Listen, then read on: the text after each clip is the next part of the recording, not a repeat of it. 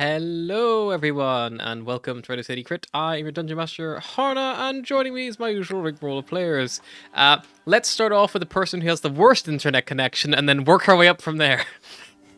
Technically, it's not bad internet. It's shitty laptop. Let's start with the person who has the worst computer and then work our way up from there. That'd be me. I don't even have a computer right now that's working. So, hi, I'm Mary. I play Asha, the ASMR cleric, and everyone else is probably at the same level. So, yeah. In honor of my shitty laptop in the past, I'm going to go next. Hello, I am Brian. I play Cyrus Revenmore, the ASMR Barbarian. I'll go next. I don't actually know what my computer is because every time Harry replaces something, I just get that, so it's probably pretty good. Maybe a little old. Hi, I'm George. I play Atlas Morrow, the Owlin Druid, and we will pass it over to our tech boys. I don't know out of who of us has the better computer, but I'll go next. I'm Will. I'm playing Volgir, the Jurgar Ranger, and I pass on to the other tech boy. Hi, I'm Unflate. I play Barris Darkhoof, and the Satyr Rogue Fighter, and I'll pass it on to our Mega Tech Boy. Yeah, DM. I mean, Harry could basically run a radio station at this point. I basically do.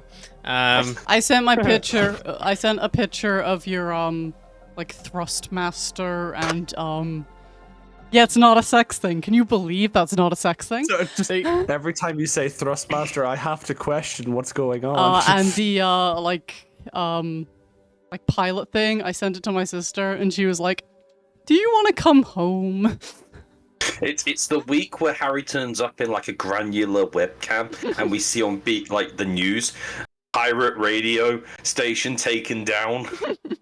Why is it that I can picture Harry being one of those guys who's playing World of Tanks, but he's loading the Pepsi bottles in and he's hitting the button and the fucking table kicks back and then it ejects the Pepsi bottle and he has to reload and swivel the tank. I'm not going to show off the joystick, but it's not going to show because of the green screen. But that's my flight rig, right there. It's all real. Listen to that clicking sound. That's not nice.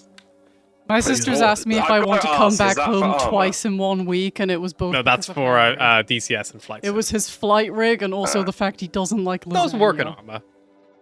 I could just imagine you flying a helicopter and armor with Yeah, that. I do. It also works. Why would I not? Anyway, who wants to remind me what happened last time? I honestly cannot remember. Very chill, I believe. We got to Squal. And Squal. You're also on Harmony Station. Dragon and shit, right? We got we did that first. Harmonothal. We went to a station and we were like, "Hey, what's up?" And this dragon was like, "Hey, I want to talk to you and maybe give you a mission." And we were like, "Cool." And she, I do not remember the gender of the dragon. It was a she. She. Gave us a mission to go talk to a guy who's fighting another guy, and we were like, cool, but we kind of have to drop some people off first. And she was like, just let me know if you're gonna do it or not. Then, we were like, hey, do you know about these squid people? And she was like, I do know about those squid people and also frog people. And we were like, holy shit, the Draconids actually know about the shit. Was she? Did she know about the squid people? No, she knew about the frog people, not the squid people. They had dealt with the frog people. But she believed us about the squid people. She believed about the squid people. And I was covered in ghosts, not through any fault of my own. Except the fact that he's evil. It's a necessary evil. We went on a fun little night out evil. with a bunch of Leonins and Tabaxis and lizard folk, and we drank some suspicious kobold shit that was probably just mud water and booze. Volgir catfished me into nearly a gay threesome. Which he's still keeping up the pretense of, slowly but surely. Yeah, he's messaging by hacking my holo strap. Yeah, I forgot about that. I need to make random. And then we were like, doop-de-doo, let's go to Squal, let's go straight to Atlas's town, because we don't want to have to fucking travel through this shithole. And then we were like, ah shit, there's nowhere to land here, so we'll take the shuttle down. And then everyone was like, you know, sell it? Out. And we were like, strangers from the No. outside. and everyone was like, man, Ooh. this place fucking sucks. And there was a kobold that thought I was a god. Yeah. Not a kobold. A kenku. A kenku. And there was another kenku who was like, You wanna buy my family for your shuttle? And we're like, no, go away. And he's like, but they're good age and they're good physical They're condition. healthy. They're healthy. They're a healthy I'll buy your family. shuttle. And we're like, no, we need that to go home. Fuck off. And then I was just like, look, my house. And it was like kind of fancy, but not that fancy because, you know, it's Squal and nothing's fancy. Yours was the fanciest house on the spire because everyone else was like shanty town, and Yeah, you were like, it's the actually fanciest brick house. building. Fanciest house in a shanty town. That's what I said. Fancy, you've but got not that bricks. fancy because the hellhole. You've got bricks. Everyone else has just got like sheet metal. That's pretty much it, right? Yeah, I mean, you have just basically locked your shuttle up. We're gonna come back and it's gonna be like the fucking, like the tires taken off the car situation. Wouldn't surprise me. But yeah, so you've basically locked the shuttle. And And have to be like, hey, can you land the ship and pick us up? you are currently in an area, Atlas, you would know is called Perch Market, which is like a vibrant, like chaotic marketplace where traders and scavengers, including the Kenku, gathered like barter for goods and resources. It's filled with the sights and sounds of various birdfolk, all haggling over rare supplies, leftover Perdunte, Gnomish, and Halfling technology, and also artifacts scavenged in the ruins below for, you know, food sources, things like that. You would know that the Croak, Murrow Manor in particular as well, has a little relatively small patch of greenery around it, which your family used to grow what small amount of vines they can. They're not the same vines that were blessed by Serpana, but they are simply just normal wine, normal vines. So normal Regular grapes, ass and grapes. still make some good wine from it, but nowhere near as good as they had in the past. You know, due to the loss of their grand vineyard and chateau to the smog below. But they still managed to produce pretty impressive wines, using what control they have over the environments that they have. You make wine for 1,000 years, you probably get good at it. Yeah, and you would also know the only other area potentially of interest is the Flightless Quarter, which isn't really a quarter in itself. It's kind of called that to make everyone feel a bit better about it. It's a district at the base of the spire itself, where most of the Kenku population of the spire actually reside. It's kind of like where the old, like, fallout shelter, bunker, if you want to call it that, was. And around it, because, you know, there was obviously, you know, at one point a city or a village or a town there, the ruins have been kind of like repaired in what ways that they can, and the Kenku have occupied them. There are some like surface level atmospheric engines which try their best to keep back the smog, but they're nowhere near as impressive as the net. They you know, they offer a couple of small bubbles of air, but yeah, it's still quite badly smogged up down there as well.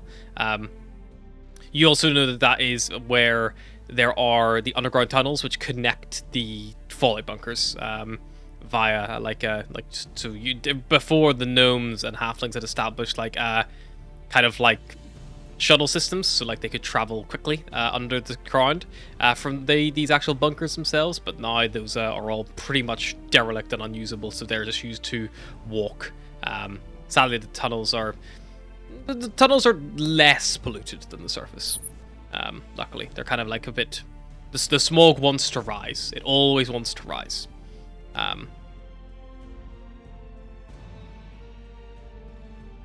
Yeah, that's kind of it. You see Murrow Manor there, the little townhouse with its little patch of green around it. And you see there is you probably arrive at.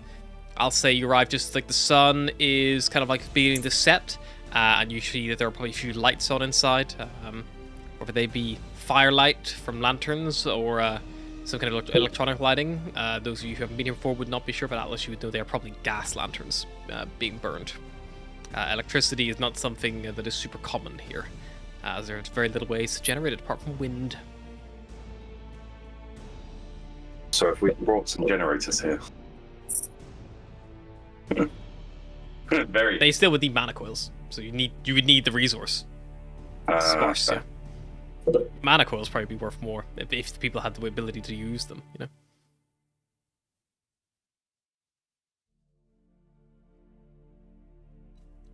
Probably need to fix the surface. That's what we really need to do if we're meant to be hero type characters. Cyrus doesn't care much, but in general, as D&D players, it's probably. I mean, that's kind of Atlas's entire character. As you're like walking past the edges of Perch Market, you see kind of near the edge, there's a Kenku scavenger. He's got a patchy feathered cloak, and he seems to have some kind of like mechanical backpack strapped to his back. It's got these like big metal like struts across it, and it has these like big like long coiled ropes that maybe he can use to like maybe like for quick grabbing and things like that. Obviously, he has to get away in whatever way he can. He's kind of fidgeting with this small broken gadget, like in his little Kenku hands, little talons. Little Kenku hands. And you see he's got like a stack of crates behind him, and this little like stall, which has like a few like trinkets and bits and bobs. And as you kind of like pass by, he like mimics a distant raspy voice, which probably catches. He wants you to hear him, so he gets all of your ears, and you hear, "Need help. Big salvage, big score down below."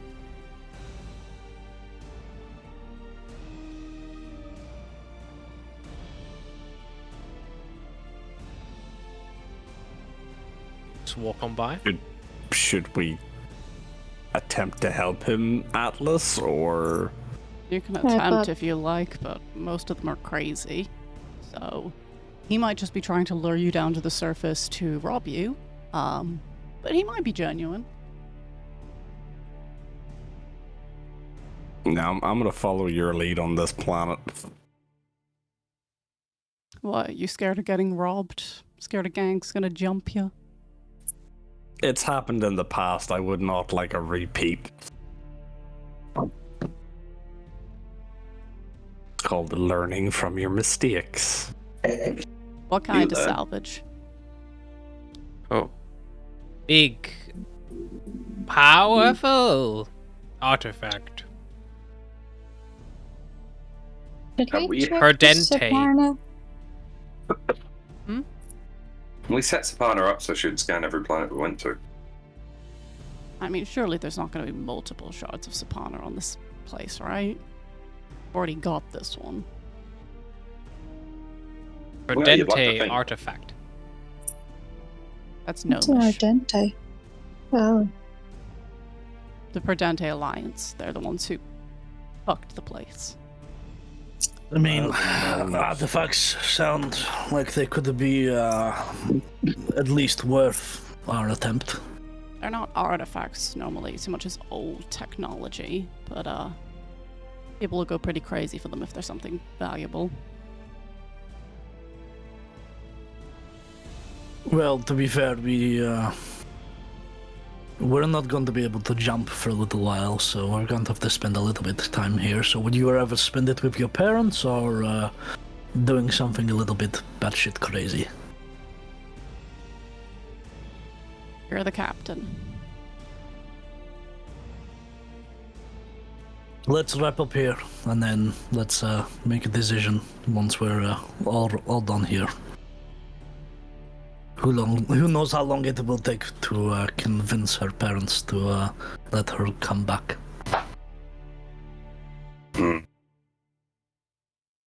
But we should go to the manor because hopefully it will be the easiest trading contract you've ever got. Say trade. You leave the Kenku behind. Cyrus, do you still have that quick hack thing? Yes, I should do. Good. Did just to check. I'm assuming we did have Sapana set up for. We did have Sapana setting up. Yep. For She didn't tell you anything at school. She didn't. If we get to a planet and there's a shard, she's gonna let us know. Yeah. Just keep it on you, okay, Cyrus? Okay. Wait, is this in case they lock you in your room and you need to get out? I'm just a little nervous that once I go in there, I won't be leaving again. Would you like to hold on to it? I trust you to get me out. You guys aren't gonna leave me here, right? No, of course not. Insight. No, he's joking. He's joking. Roll inside if you want. 12. You guys can roll a perception or deception. Okay. Or persuasion or deception. Just, I'll roll a performance because he is joking. I'm bad at it anyway. You're not sure if he's joking or not. Oh, I've gone full circle again. You're not sure. Terran and Kaz. Somewhere out there, Kaz feels a little smug, but he doesn't know why. And Terran No feels a one little getting left paranoid, behind. but he doesn't know why. Off to, Row Manor. Yeah, you kind of approach and you see, yeah, it's like this townhouse, with this little like green like garden around it.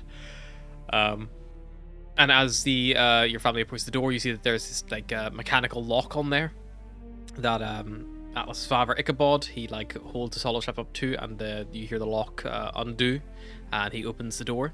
And you see beyond, as you kind of like, you know, if you choose to step inside, you would see a grand foyer immediately greets you, which contrasts the bleakness of the world outside. The walls are adorned with intricately carved wooden panels depicting scenes of lush vineyards, bountiful harvests. There's even a large crystal chandelier that hangs from the ceiling that casts a warm, inviting glow over the room. And the chandelier bears like little gas, maybe like pipes that are all wound through the actual the metal framework itself that must allow it to run off some kind of gas system to provide light into the house. The floor is actually made of polished stone, not marble, you don't think, but something of a similar look, like that veined surface, kind of like echoing through. And there's even this big staircase with like big wrought iron railings that like lead like sweep upward to the upper levels of the manor as well. There are a few doors kind of going out into the lower levels as well. And as the door opens, and the Moreau family hurry themselves back into their warm abode away from the Spire City, does anyone else follow inside? I'll follow. So, we'll follow as a group. You'll step Shuffle inside. wipes the feet before she steps inside. Atlas doesn't. You'll step inside, and yeah, you're greeted by this like lovely plush foyer. As you finish it inside, Ichabod probably lingered by the door, and he closes it behind you all. And you hear that electronic lock hum and then click as the lock re-engages, shutting out the outside world and allowing the Moreaus to live in modest peace. I can only thank you for helping me get my family home.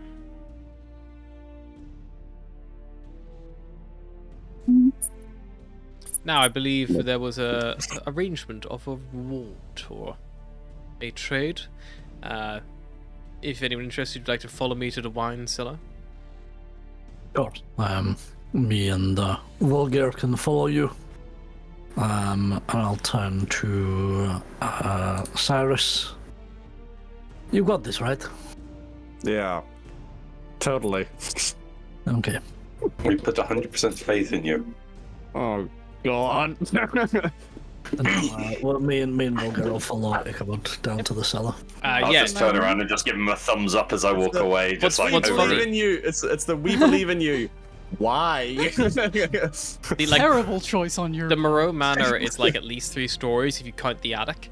But, you know, being on a scaffolded city, a cellar is not something you would expect to find. You walk down some stairs, it just drops into nothing. But yes, you do not go downstairs. You actually go up about half a floor to the first like landing where the grand staircase branches out, and there's this large symbol of the Moreau family, which Ichabod takes his ring and presses it to and twists, and a secret door opens. revealing a quaint wine cellar. It is not a huge, secret door. grand thing, but you see there are wine racks on the left and right, and across the back wall as well. It probably is no bigger than about 10-15 feet across. It's a small, almost like a pantry size room lined with wine bottles. It's cool and dimly lit, with rows of like these wooden racks kind of all along, and the bottles here, some of them like look very old. They are clearly of a fairly fine vintage. Ichabod will go pluck a bottle from the far leftmost shelf off. He wipes some dust off the label, which is beginning to like degrade over time. The edges are like where the paper has been stuck on. The edges itself are actually beginning to like peel away and go fluffy and almost like return back to white. The actual print is being almost removed from them. He inspects it, turns it over in his hand, sighs, and goes, "Here, this is one of my family's last few bottles from what was produced on the surface. It should be worth quite a fortune, I would imagine. But I would advise not selling it here. I don't think you would find anyone wealthy enough to buy it from you. At least not at the price it should be worth." That is, we are most grateful. Take it. If you'd like to note down, you have an ancient bottle of Moreau wine, and just put a little open bracket, close bracket. Probably worth about 10,000 gold. Jeez Louise. For getting every member of the Moreaus back alive. Yeah. Was it gonna drop in value for Yeah, everyone if people who died? did, people died, you would have got a shittier reward. But you completed the quest perfectly. You got everyone back in one piece. No injuries. Ichabod gets back and he's like, Micaiah's in a little bit less than one piece. Micaiah's always like that, Ichabod says. As you are kind of, he then escorts you out of the cellar and locks it again. And it's hard to see where that secret door was, even though you know it's there. It's very well done. And as you come out, you see standing there a taller, more broad-shouldered version of Micaiah. However, this one doesn't have anywhere near as many of the white stress feathers. He still has the white feathers around his face like his father. And you see his wings, unlike Micaiah's, which were very full and proper, his wings are slightly more... I guess the term for them would be, for how big and imposing he looks physically, these big broad shoulders, like quite wide chest, like, you know, even like strong looking bird legs. His wings almost look smaller or like maybe damaged, like as if they've had like feathers like be stripped from them or something like that, like someone whose hair is beginning to thin. He's been finding Nemood. Yeah. And as you come out, you see he looks at you and tilts his head a little bit, and then as his father kind of steps out behind you, you see Kalis goes, "Good to see you in one piece, Dad."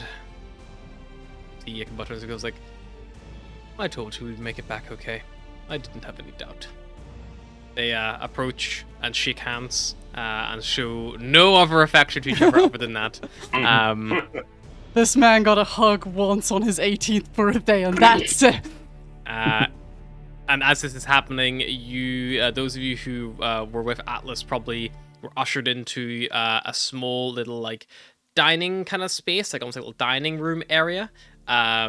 There is like a big, like long, kind of like wooden table in the center of the room, like maybe like mahogany or something similar. Big high back chairs with like intricate carvings all through them, and there's more tapestries depicting like winemaking and like the cultivation of the grapes, all the way down to like the squat, like the actual like stomping of the grapes, and then like the pouring of the final product of like from a bottle into a glass. Another massive one of these piped candelabras is in this room. Not quite, not candelabra, chandelier, is in this room. Not quite as big as the one in the foyer, a little bit smaller. And yeah, it has a little flickering light that kind of dances off the. It looks like it could be silverware and maybe crystal. They're like crystal glasses as well. They're like cut glass that's been set out for a meal. Looks like it's set out for a family of 5, as standard. But Esther, you see, she like hurries Makai a little bit. She's like, "Get some more chairs from the study. Bring some chairs from the living room and the study here, where we all sit." And then you see she moves off into another room, which you see the open door beyond leads to a kitchen of some kind. And you hear a few like clattering and clacks and pans, and you hear her say, "Kalis, you have left this kitchen in an absolute state. Why have no dishes been done since we left? I left this mug on the side. I drank water from this on the day we left, and it's still here." And then you would see Beros and Volgir, Kalis sigh as he finishes shaking his hand of his father, who laughs a little bit and goes, "I'm going to retire to my study." And then he heads upstairs. Kalis reluctantly heads down, giving both of you a strange look, not being introduced by you at all by his father. But he goes off to the sounds of what sounds like a telling off is coming his way, and he seeks that out. Seeks out the telling off. Okay. Yeah, I think Barros is just a little bit kind of. He's staring at this bottle of wine. Yeah, I think Volg is staring at you. I feel like the intrusive thoughts are just like chug, chug, chug. Or drop it. I recognize this bottle. I swear I've seen this before. Just look at Veros. Volg is just like, I don't know if we deserve that. It is. You know how many ships we could buy with this one bottle? That is. Right, we Eros, make me a Arcana check, and Volgir can make one as well. Okay. Oh, no, for me. No, Beros. Just knows the so brand. 13 plus 2, 15. 15. There is rumors that the original Moreau vintages possess some kind of like epic magical features, but you don't really know what they were. They're almost like a myth or a legend. Maybe it's just like a very good marketing ploy. But yeah, you're not sure, Volgir. And Beros, you only really know that it's probably good old wine. That's probably all you. I will mention that rumors. Beros, and go if there's any truth to it, though.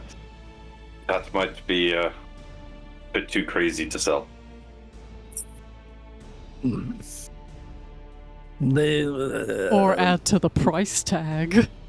We would have to know what it is. Maybe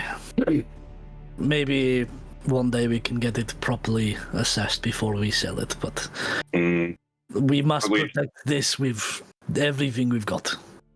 Yes, and let's agree that we're not going to sell it unless everyone agrees. That is fine. At least then we stop someone just selling it out from. Mm-hmm. Also, don't know if whoever will sell it, to be honest.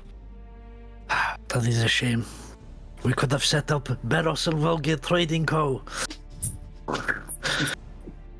Like, we could just leave right now. Abandon the Asimov. I'd like to think that Volgir was drinking at that second. He's just like having a drink and he's like. And then just the image, the thought of it passes.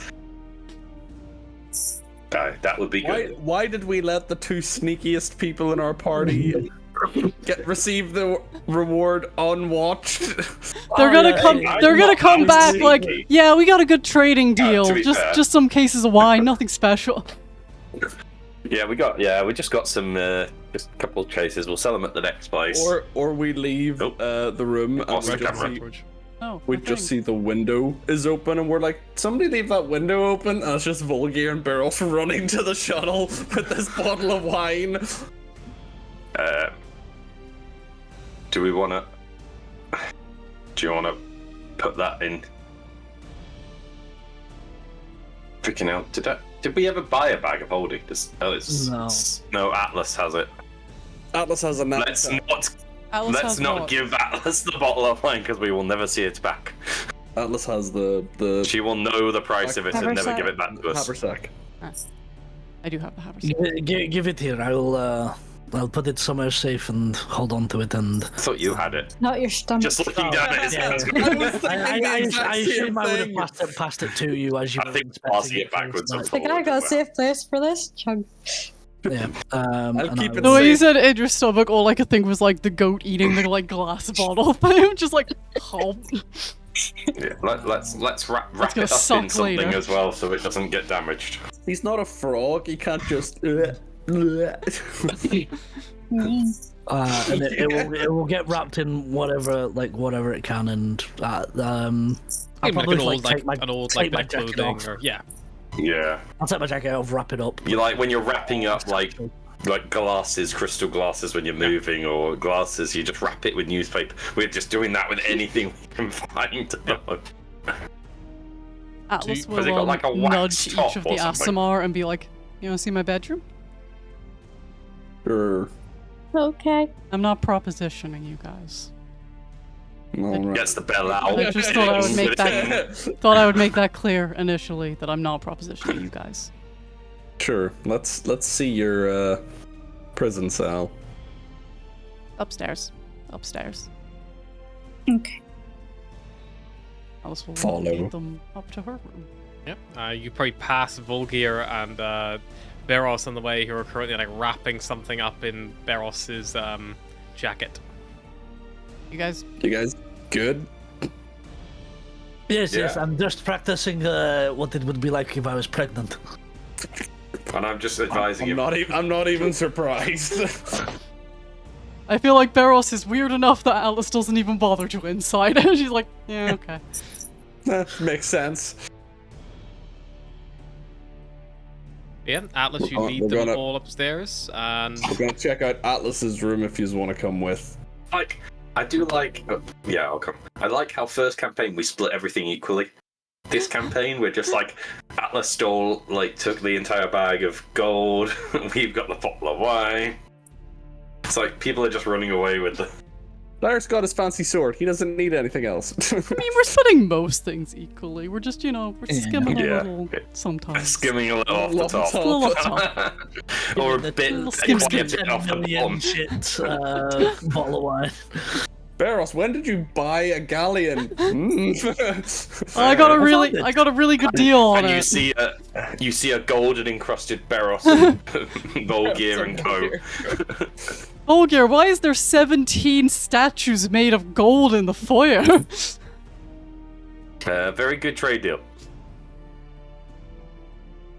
Or it's one giant gold statue of Beros and Volgir, like, sharing a bottle of wine. Just holding the surely bottle they would be is like the the figureheads? figureheads.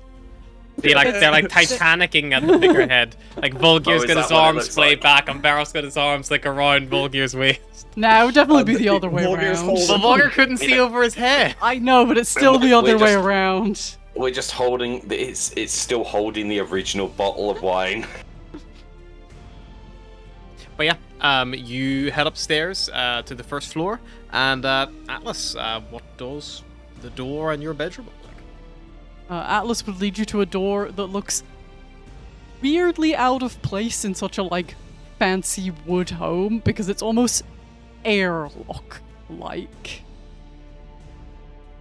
Maximum security. And she will press her holostrap to it. You're like, it's gonna be really cold for a second, but don't worry, it's fine. Just get in, and you'll notice there is a second door directly in front of it.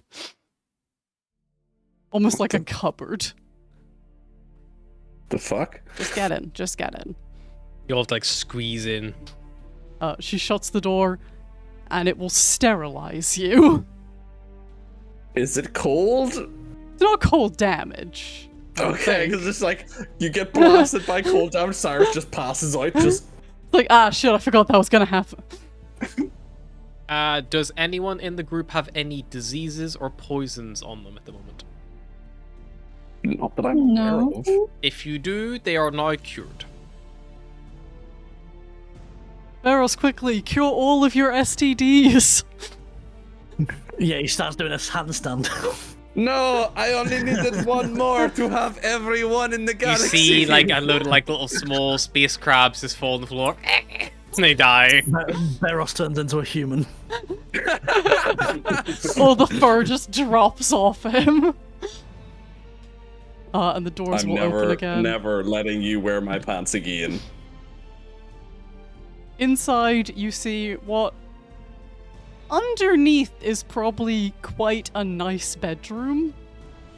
But it is covered wall and ceiling and floor, much like the red string meme, in writing and star charts, and it is literally and red string. Literally, like, she has written over and just stuck it, like, it is layered like wallpaper on top of each other, like floor, ceiling, wall, just chaos. And it's like there are like multiple desks that will kind of mismatch, just like stacked with like papers and books. There you go. Prison cell. It could almost be called a padded cell with the amount of paper on each wall. Cyrus will be nosy and look through the pages. It's a mixture of things. It's a lot of like star charts. It's a lot of charting pollution levels in water, in soil samples. There's some notes on winemaking. There's a lot of doodles of Atlas, just like as a little cartoon Atlas flying around corners of the pages. You see some doodles of like Kenku, of kobolds.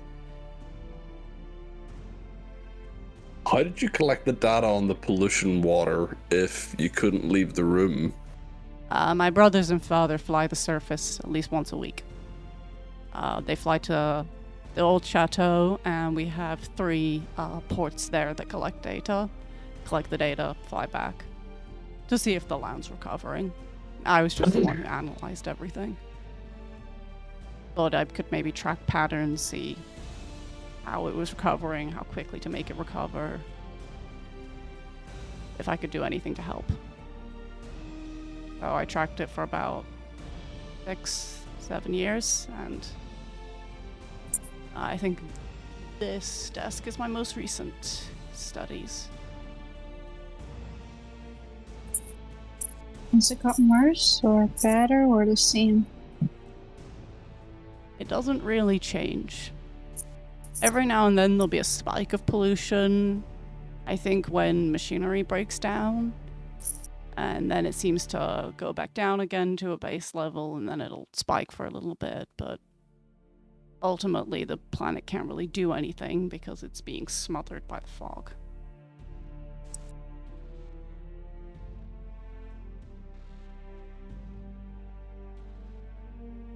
My hope was if I took all the evidence to the amalgamate, I could use it to levy against the Perdante Alliance and force them to actually start thinking of solutions rather than what they're doing right now. What are they doing right now? Maintaining it. The population of Squal is slowly declining because, well, it's not a very nice place to raise your kids. I think they're hoping that maybe we just quietly die out in 100 years or so and nobody will really care. The Perdante Alliance is trying to join the Amalgama right now. I thought this would put a big black blot on their record until they fixed it. Which maybe it could have if I hadn't fucked everything up, got arrested, and then escaped from prison. It was a good plan. Unfortunately, things just didn't turn out that way.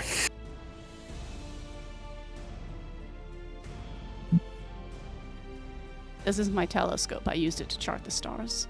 Not as part of the pollution thing, just as a hobby. You can see the stars pretty well from here, because you're above everything.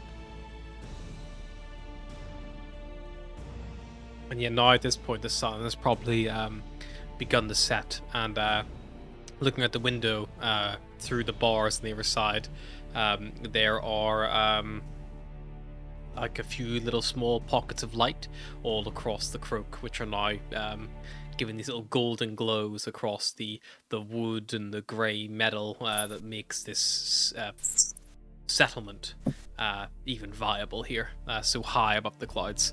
And Atlas is right, the skies above are clear. There are no clouds in the sky. Any clouds are probably trapped in that big smoggy fog below, trapped underneath that net. So what is the solution to fixing the planet? Do you have one, or is it something that is just hoping the amalgamate will know how to fix? I figured that there must be a really smart, rich gnome out there who got rich off ruining the planet and might know the way to fix it.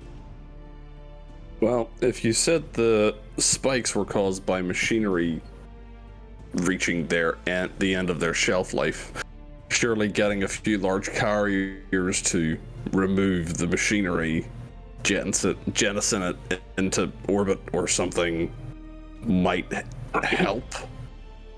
Maybe. You know, take out the broken, rusted parts, and I think then they won't break down. the best thing that could be done would be to try and clear smog, but you take away the net, it rises up in the cities and it kills everyone. Atlas, you would know that the spires were actually a secondary method of trying to rescue the people of. They came after the smog. They like shot them down. Something happened. Basically, a rundown for maybe for yourself, a quick refresher. There was an event. No, there was. Squal is not a big planet. Squal is comparably in size to our moon, probably. It would be like a dwarf planet, not very big. The dwarf planet. The Prudente Alliance came. They brought like a real wonders of cool technology, machinery, because Squall was just kind of like tribal.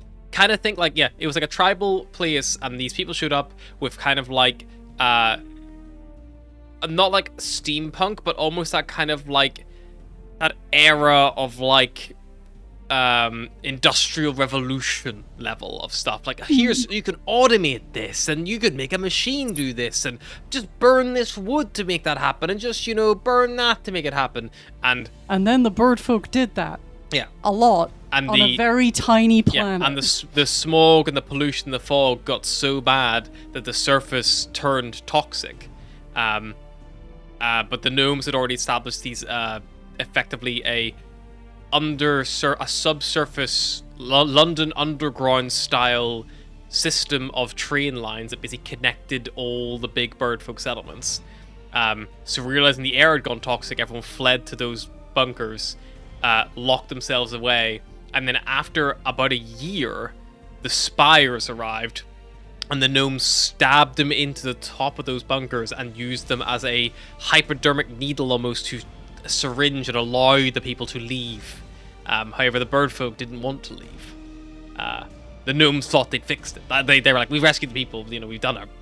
But the people didn't necessarily want to leave. They wanted their planet back. But the gnomes and the halflings seemed to... like, you can leave if you wanna. Yeah. They seem to have, after the initial rescue mission was completed, that seemed to be probably... You were at the home world of the halflings and gnomes or the Potente Alliance, but you imagine that was probably seen as a great victory. And, like, you know, you don't know, like, you know, all the ins and outs, but yeah, you know that it's an ongoing problem. But yeah, the spires are no longer... The spires don't do anything anymore. They're old ships, they're old Tevs that were crashed into the planet's surface to allow people to see sunlight again and, like, see, you know, and potentially get ships and leave. But people here chose not to. Some did, but most not. That one whore on the elven planet, he got out of there. Yeah. Or maybe his, you know, parents did. Good for him. I don't know. Clearing the smog sounds like treating the symptoms but not the disease.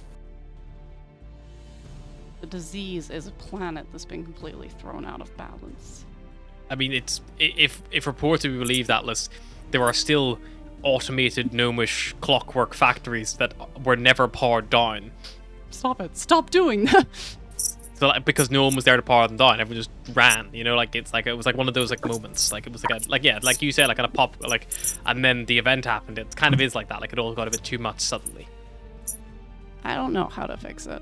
I wasn't going there with solutions. I was just going there to put pressure on them to try and look for some.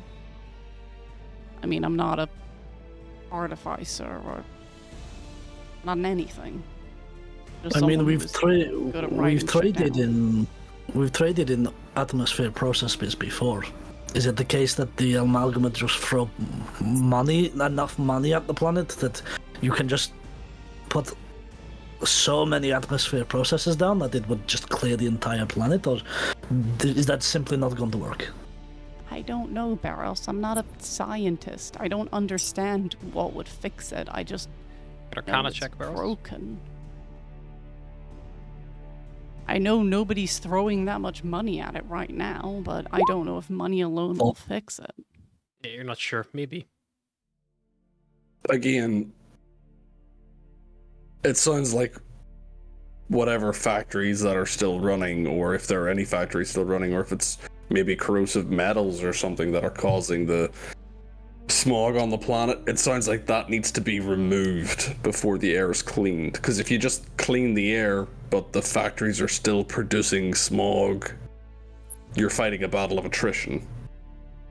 It's just putting a band-aid over it. Exactly. You need to... Putting a band-aid over it is basically what people have been doing to this place for years. Yeah, you need to cut it out by the stem, by the root. You need to... The stem, the root, whatever the main bit of the plant is. Yeah, you need to get to the source Cyrus of the hasn't problem. seen many plants. He grew up in hell. The spine of the plant. Yeah. I mean, the disaster of Squal happened just under 30 years ago. About 28 years, roughly. I wasn't born yet. I would have been a year away from being born.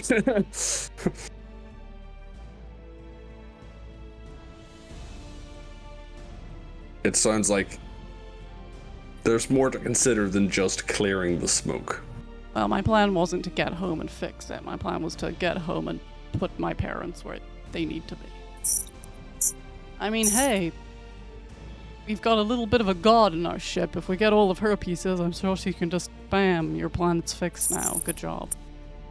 You blessed the first fields.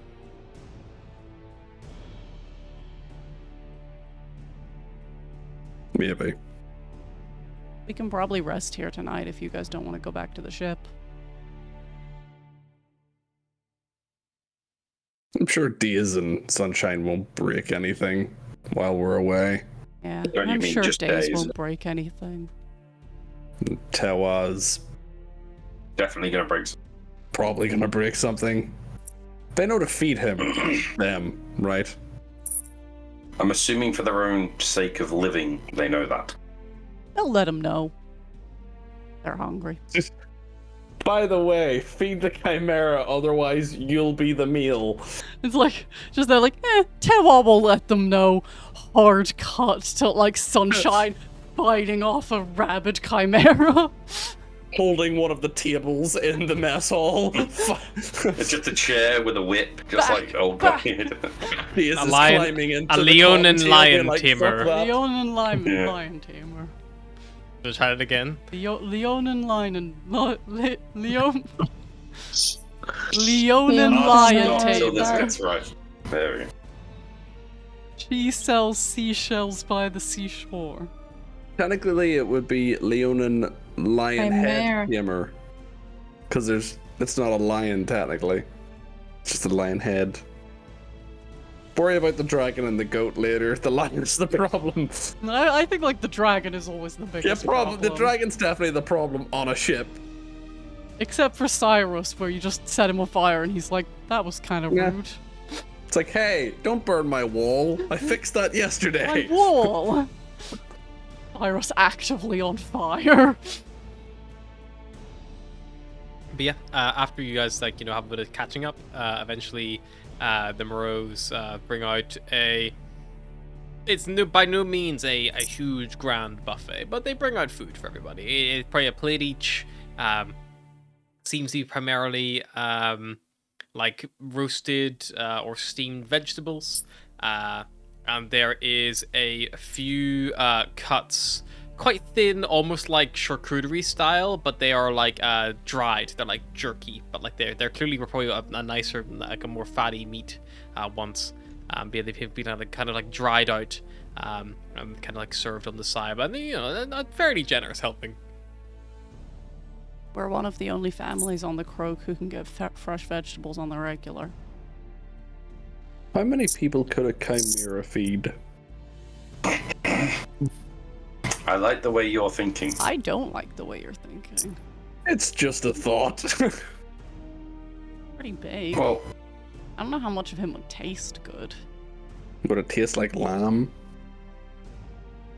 I mean, Because it's part some of goat. him would taste like lamb, and then some would taste like goat, and then some would taste like lizard. I What don't know. bit I've is the never eaten lamb dragon. being tasted of if he also tastes like goat? Yeah, the lamb was the goat Barros. They So don't- he would also do they Then it would taste be the goat. same? he would also Then it would be goat, not lamb. yeah, but you call it lamb. You don't call it. Do people call it goat? Like Yes. leg of goat? Yes. Really? Yes. Yeah.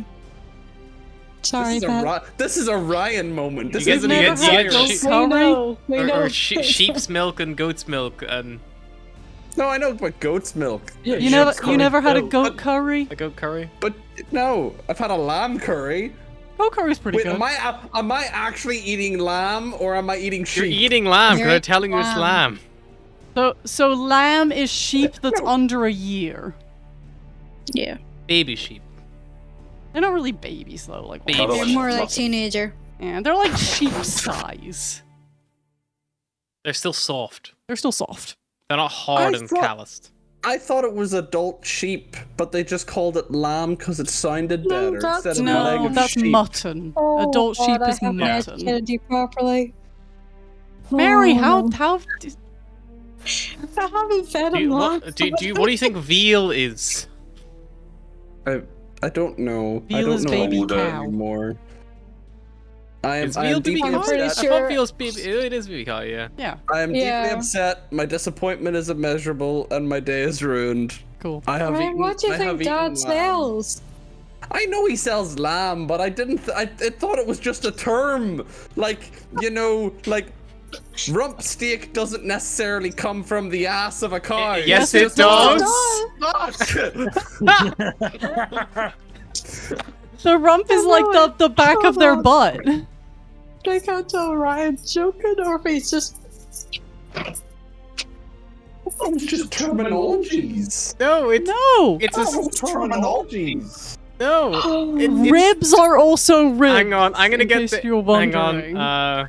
Get the Get the, like, McCamey butcher. chart Yeah, I'm for gonna get the him. butcher breakdown for Ryan. I'll be right back.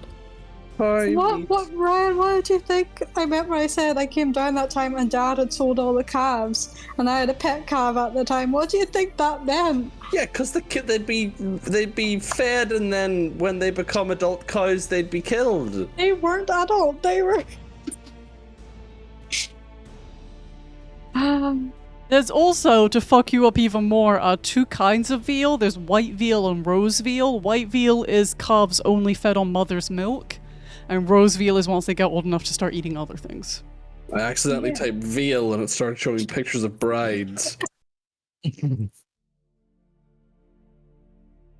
There you go, Ryan. If you look at the Discord group, I've put a breakdown of an Angus beef cow, and if you look, That's for Ryan's one later when it's a certain if type you of click, cow. if That's you click the Angus. second one and you open the I'm gonna delete the old one. Click on the stat one and click open in browser. It'll pull up a bigger one for you, and you can zoom in and you'll see the boneless rump is there, part of the ass.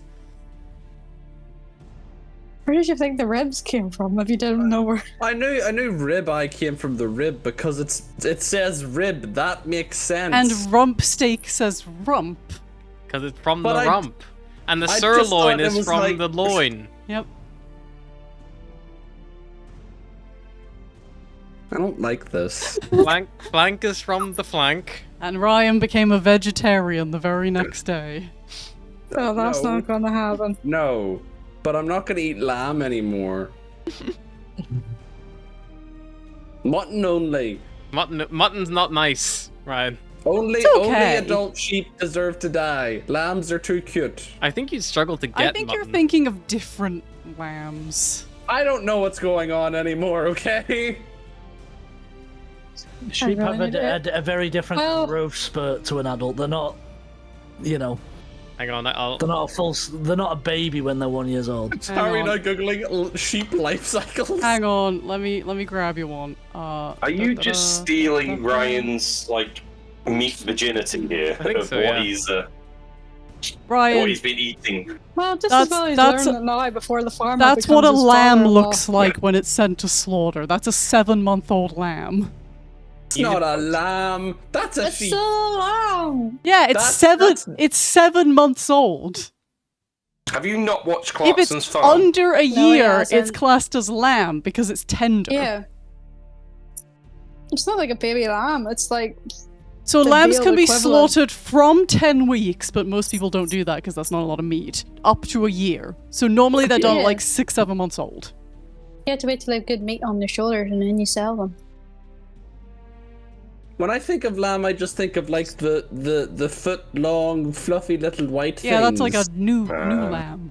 See, That's a newborn pet. See, I can't understand the fact that this is news to Ryan, considering who you currently did- live Yeah. with.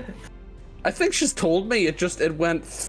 I just logged it into the back of the brain, being like, I don't need to know that. I know what a lamb is. Although I've I am read the finding out nursery on this rhymes. mutton versus lamb guide, sheep between 1 and 3 years old. Sheep can live to like 12. What are they called beyond 3 years? Yeah. Are they just inedible? Are they not just mainly usually the ones that make the lambs at the point? Yeah. Just use. Mm-hmm. Oh my Or god, ram. there's another thing called hogget. Mm-hmm. That's an old sheep, isn't it? I'm googling it. Hang on. Okay, Right. Ryan, Where Fuck you're testing- D&D. Ryan's education on types of cuts of meat and the life cycles of lambs has concluded. Let's get back to I- D&D. It was only me. It A was only me better. hogget is over a year but under 2 years, Okay. and then mutton is any older than that. But yeah, but it just, I mean, it would just be better by the rump of the car isn't actually from the air. It is universal. It was so good. That was straight out of Castle. I'm also learning that mutton is only allowed to be sold as mutton if it's female or castrated. Just see my dad break. Anyway, We will never tell Brendan of this. I got a Brendan clip will of it, never Ryan. know. I'm gonna send it to Brendan in frame by frame photos. I don't know if it's a smartphone. quick, save that for when they're getting married. Reveal it on their wedding day. Ruin the wedding. Make me your best man. I'll just play that clip. When we get married, you're no longer invited. Wow. Ouch. Oh. Very I'll ouch. bite you, it's fine. And we'll stand on her side of the church.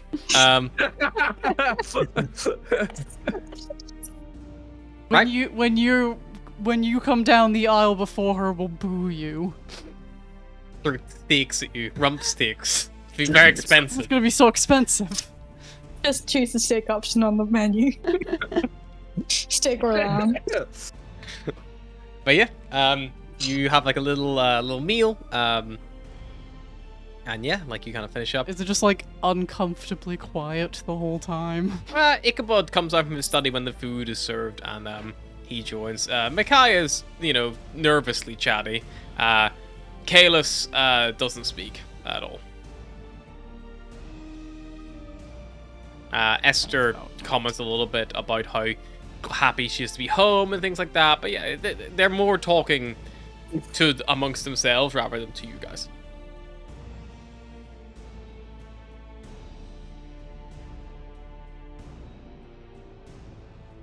So what do you think?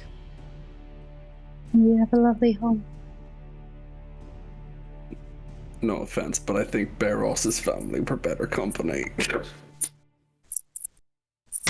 Look, Barros. Don't get me started on the family orgies. Look, Barros's family are satyrs, okay? You can't compete with it.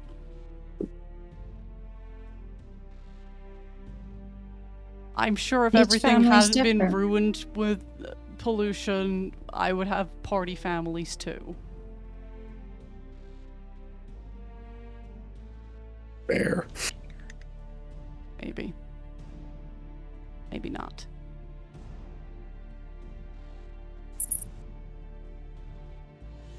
Although I don't really think you could count what we did at Barros's as a family dinner. That was just a rave. Tribal, rave. Everybody's cousins. I don't think that makes it any better. Barros's. Everybody's cousins. Is that not how it works here? You're not all cousins? I'm pretty sure they're referring to everyone in Barrels of tribe referred to each other as cousin. Could be a sister, brother, thingy, just cousin. There are no there siblings. was cousin only Roman, cousins. cousin Nico. Everybody's only allowed to have one child. If you have a second child, they automatically become a cousin. But yeah, after We can rest here for the night, and then maybe see if that Kenku's still there in the morning. Sure. We'll have to get something to go down there, though. Will the shuttle not go down there? Yes, but you'll need something. Like me. A suit, a mask. Smog suit. Oh. Are they expensive? Could the ship suits work? Or are they not the same thing? I don't know. Ship Well, suits they can survive with no atmosphere or air, so I imagine they would work in a smog-filled planet. Right, we didn't bring them. No, My we didn't. family has a couple of smog suits. They use them to travel down. But I don't know how well that will go down. I assume they're tailored for bird folk, so they're just gonna have two giant holes in the back for wings.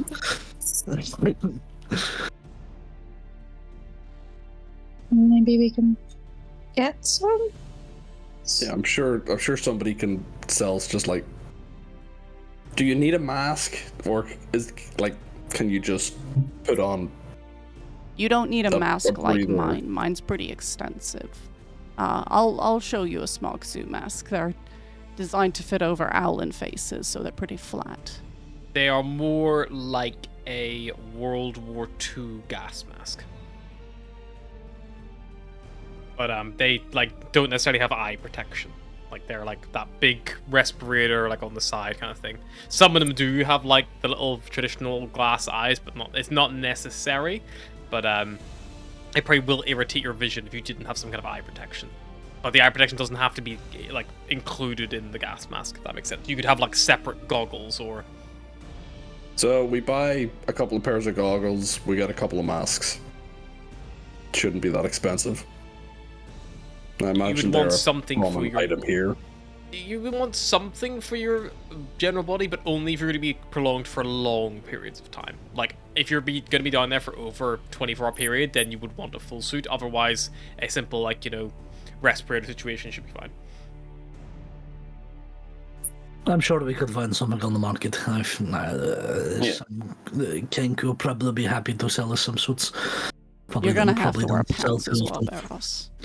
God It's damn not it. gonna burn through your clothing, but you do not want to be pantsless down there. That Cyrus, I stuff's feel like corrosive. you need a donation. Doesn't burn Fine. your pants. Corrosive. Contradicting statements. Well, it will eventually burn through your pants, but you would rather it start to corrode your pants than your skin. Right, Cyrus, give me your pants. No. Not after what I seen coming out of you entering Atlas's room. You can wash it, it's fine. No. Anyway, we I should didn't probably bring my sleep spare first, pants. right? They're in the ship. Who's bunking in my room? Where's the room? Where's there room for us to sleep? Ichabod will probably instruct Micaiah to give up his room and to sleep on Kaelus's floor with a blanket. That frees up a double bed. There is also the living room, which has a couple of sofas and an armchair. So that should be enough for if Atlas is in their own room, you got a couple of sofas, an armchair, and then one other bed upstairs, which is a double bed. I don't mind grabbing the sofa. Who wants to bunk together? I'll sleep anywhere. I'm happy with a sofa. Alright, cool, I'll take the double bed. Yep, so we got nobody wants it, I'll take it! Volgear takes to share with Cyrus. Volgear takes a nice big armchair. Yeah, I'll take the armchair and check everything's pristine on it and make sure everything's neat. Pile neat things next to it. Getting up the next morning, he organized our dust bunnies. Yeah, if I can't sleep, that's what I do. I just organise things. You wake up one morning on the ship and the ship's been completely reorganised. It's like... I like to think that he, keeps reorganizing things in different orders as well. So, every single time you try to cook something, it's like, oh man, last time the spices were arranged by color and now they're alphabetical. I put the wrong thing in. Same with the cockpit controls. The controls were originally just as per design, and then they've got moved to rewired so that everything was by color.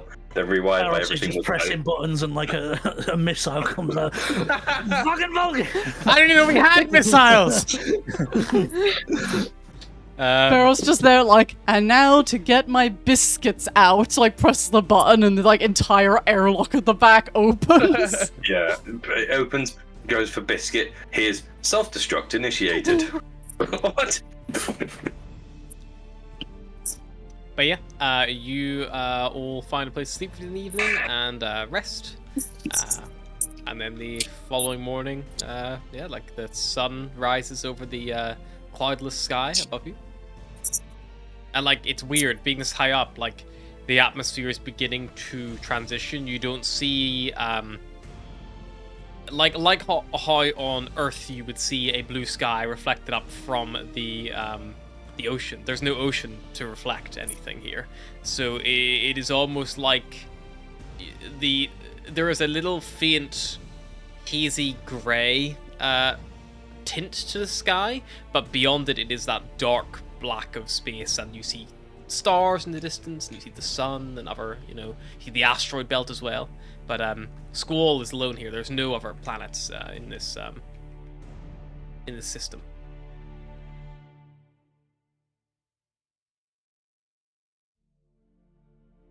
Whenever you wake up, probably Ichabod, you probably come downstairs and there's breakfast prepared for you all.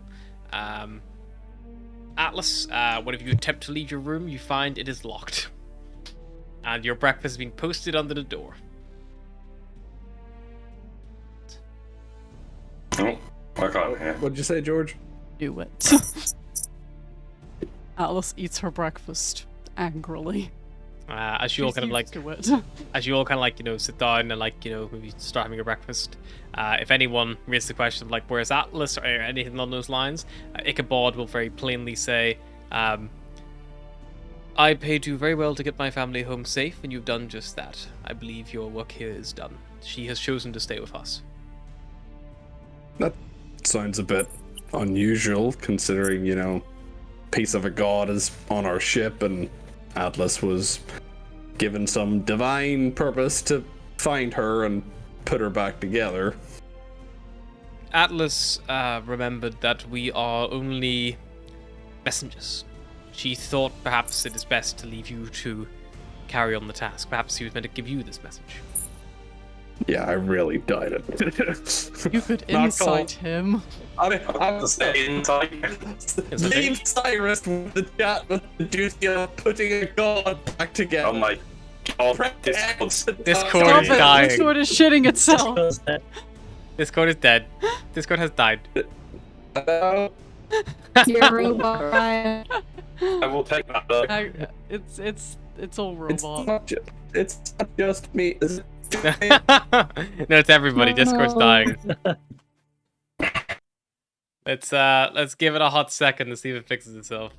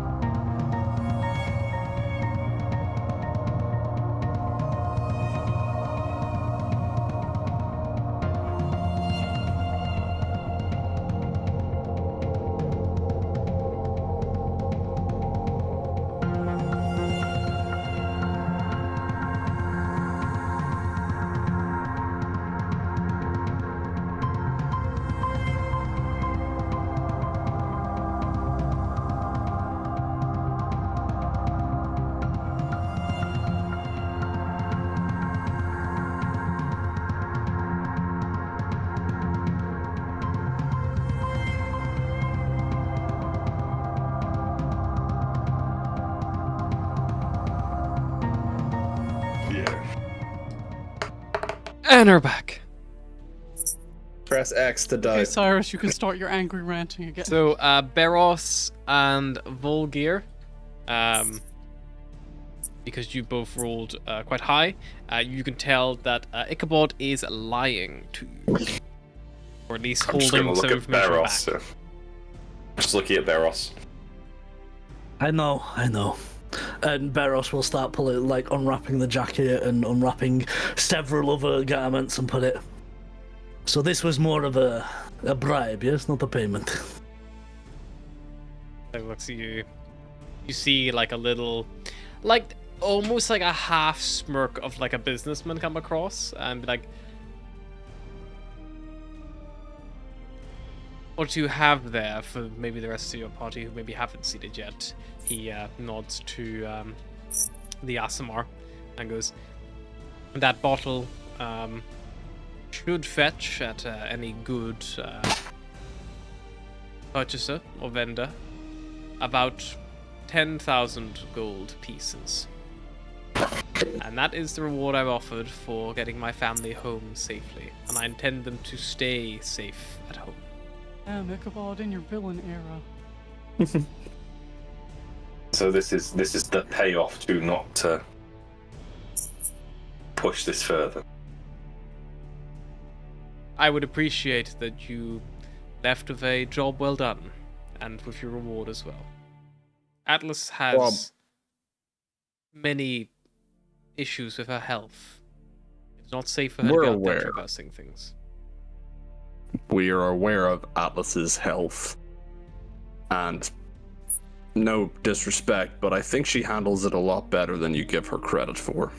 I do not doubt that, but I do think that she does Atlas things. blowing herself up 3 times over. Don't talk about that.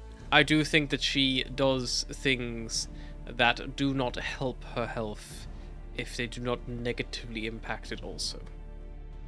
She takes unnecessary risks. She even does it here at home. Really, her doctor prescribed she should not even be leaving that room. And as he says that, you hear someone knock at the door, and Esther gets up, and she goes and opens the door, and then you hear from the other side, you hear, "Ah, good to see you, madam." And then you hear, "Oh, Dr. Hemblehack, it's so good to see you. Yes, Atlas is up in her room. She's been away for some time, as you know." Yes, I'm aware. I have been informed of the situation. Don't worry. We'll give her a good looking over, make sure she's fit and healthy, and doesn't have any progression on her condition. And those of you who look towards the hallway and the stairs, you would see a gnome, probably for the first time for some of you. You see he's about maybe 2 foot tall. He's got a big long nose. He wears white, slightly dirty, doctors, apparel, almost like a scientist, lab coat kind of style, like a doctor's coat. He has at his hand, down his side, a doctor's bag, and you see spilling out of it there are what appear to be hacksaws and drills and what appears to be some kind of large scissor implement maybe that looks maybe like be more appropriately used to cut hedges. And you see he begins hobbling upstairs, and he's got these big glasses on his head, big bottle end glasses, and one of which has 4 lenses extended out from it to magnify. And he starts climbing up the stairs 1 step at a time with a little bit of difficulty due to his height. Don't worry, I'll get there in some time. It's like a workout these houses. If I got a 5-foot run up, how far do you think I could drop kick him? I'm thinking a solid 20 to 25 feet. I think that probably at this point, Barros is going to stand up. He's going to turn to Cyrus. Whatever happens, do not let that doctor get to the top of that stairs. Got it. Okay. From the table. Are we going to roll initiative? I'm going to turn to Ichabod and be like, what you have failed to mention in all of this is that it is not your choice what Atlas does with her life. Only hers. and she's going to open those doors, or better, in fact, you're going to open these doors, and I'm going to hear it from her herself. And if it is the case that she's want to leave, she's going to leave. Make me a intimidation check, Barros. Fine. Also, if you keep her here forever, she's not going to find a cure. You're just going to trap her. That's an 8. Rolled pretty poorly. Does it get help the fact that Cyrus is about to drop kick a gnome halfway across the body? Did what Astra say? Ichabod doesn't give a shit about Ichabod's that with a gnome. gnome. Ichabod gets up and goes, fine, if that's what it will take for you to drop this and leave, we can have Atlas tell you herself. And he will move towards the door, and he will put a hand on the back of the slightly older gnomish gentleman and gives him a hand to help climb up the stairs, unless Cyrus is like fully hell-bent on stopping this gnome. I was given an order! Cyrus is probably going to step in front of... He's going to pass the gnome on the stairs and just stand in front of his way. Good sir, if you could please move, I have a patient to attend to. She could be in very bad health. No, She has a terminal condition. I'm aware. I am her doctor. Are you her new doctor? I am. She's fine. Make me a medicine check. I want to say for this. Ah. You're Because good at the medicine. Hempelhack will say, really, if she's fine then, please tell me the exact nature of her condition. And this is your ability to, like, PTSD from block being him. trapped in a room for too long. Claustrophobia and fucked up lungs. PTSD, germophobia from being trapped in a room. Volg is just thinking at the moment, he's just like, what has he got in his bag? He's got a bag of cybernetic lungs. Oh, for fuck's sake, I rolled a 2, that's a 9. I'm changing my dice. A 9. Yeah. You start, like, speaking of, like, man, you seem to have a very base understanding of the condition. It's not simply that one lung has collapsed, it's that both lungs collapsed a very long time ago. And the only thing keeping them open right now is a very, very delicate series of bent needles. Okay, Kind of fair like enough. fishbone inside the lung. But also, all the medical jargon aside, do doctors not have a duty of care to the quality of life that their patients live? And their mental health? Not just how long they live. I'm paid to keep the owlin alive. And if she would rather die than be stuck in a room, poked and prodded and filled with fish bones. They She's in look Ireland. like fish She's not a bones. They are medical metal. experiment. She is not an experiment. So why have you done what sounds like a very experimental thing? Why have you not just... Well, because that's Place the the nature lungs. of medicine when you don't know what you're doing. But she's not an experiment. I'm not So you You don't experimenting. know what you're doing. admitting you don't know what you're doing? Well, Alright, Can you taking imagine if you aside went the- in the for like a condition she routine has operation is- and they were like, that's how medicine works, you don't know anything. It's like, I want to go home. The condition Let me she get this. has is not very well understood by anyone because it is unique. Yeah, So let me get this Atlas is straight. also Condition- Atlas is also over 18 years old, which means that her guardians don't necessarily have the final say in her treatment.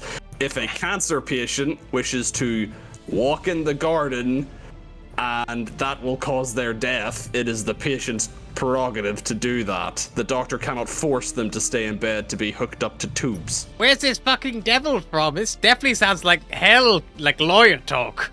So, question. You're saying her condition has caused her lungs to fail.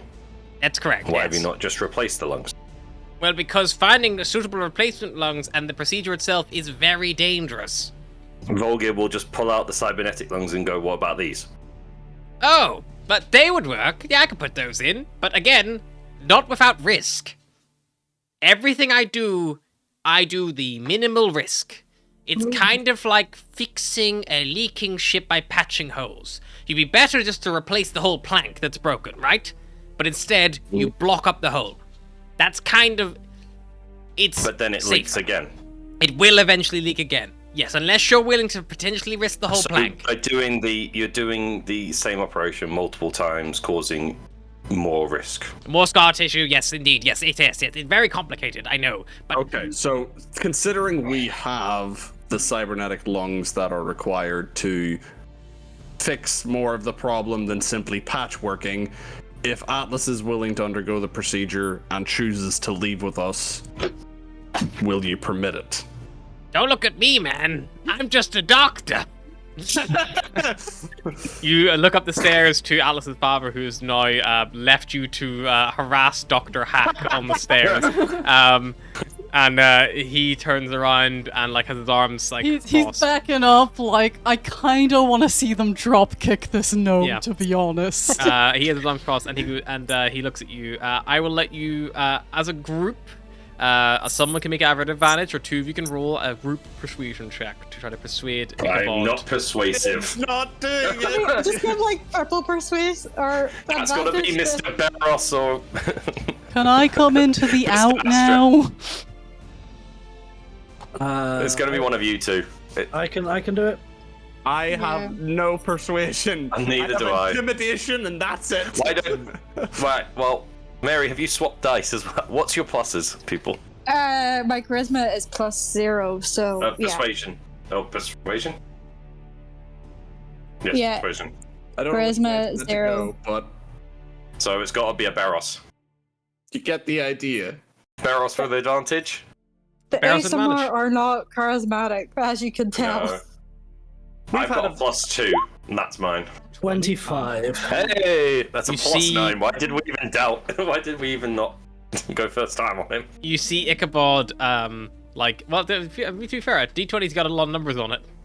20's a big range. You got a +9, could be a 10 in total if he rolls on that one.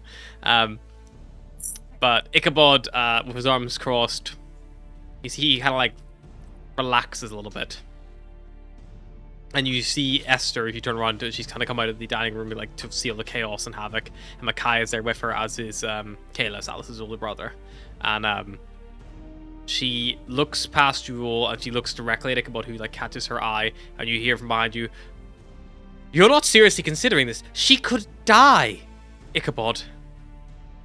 And he looks at her, and he looks at the door, looks at you guys on the stairs, all, pleading and making your case. He goes, Yes, I suppose she could.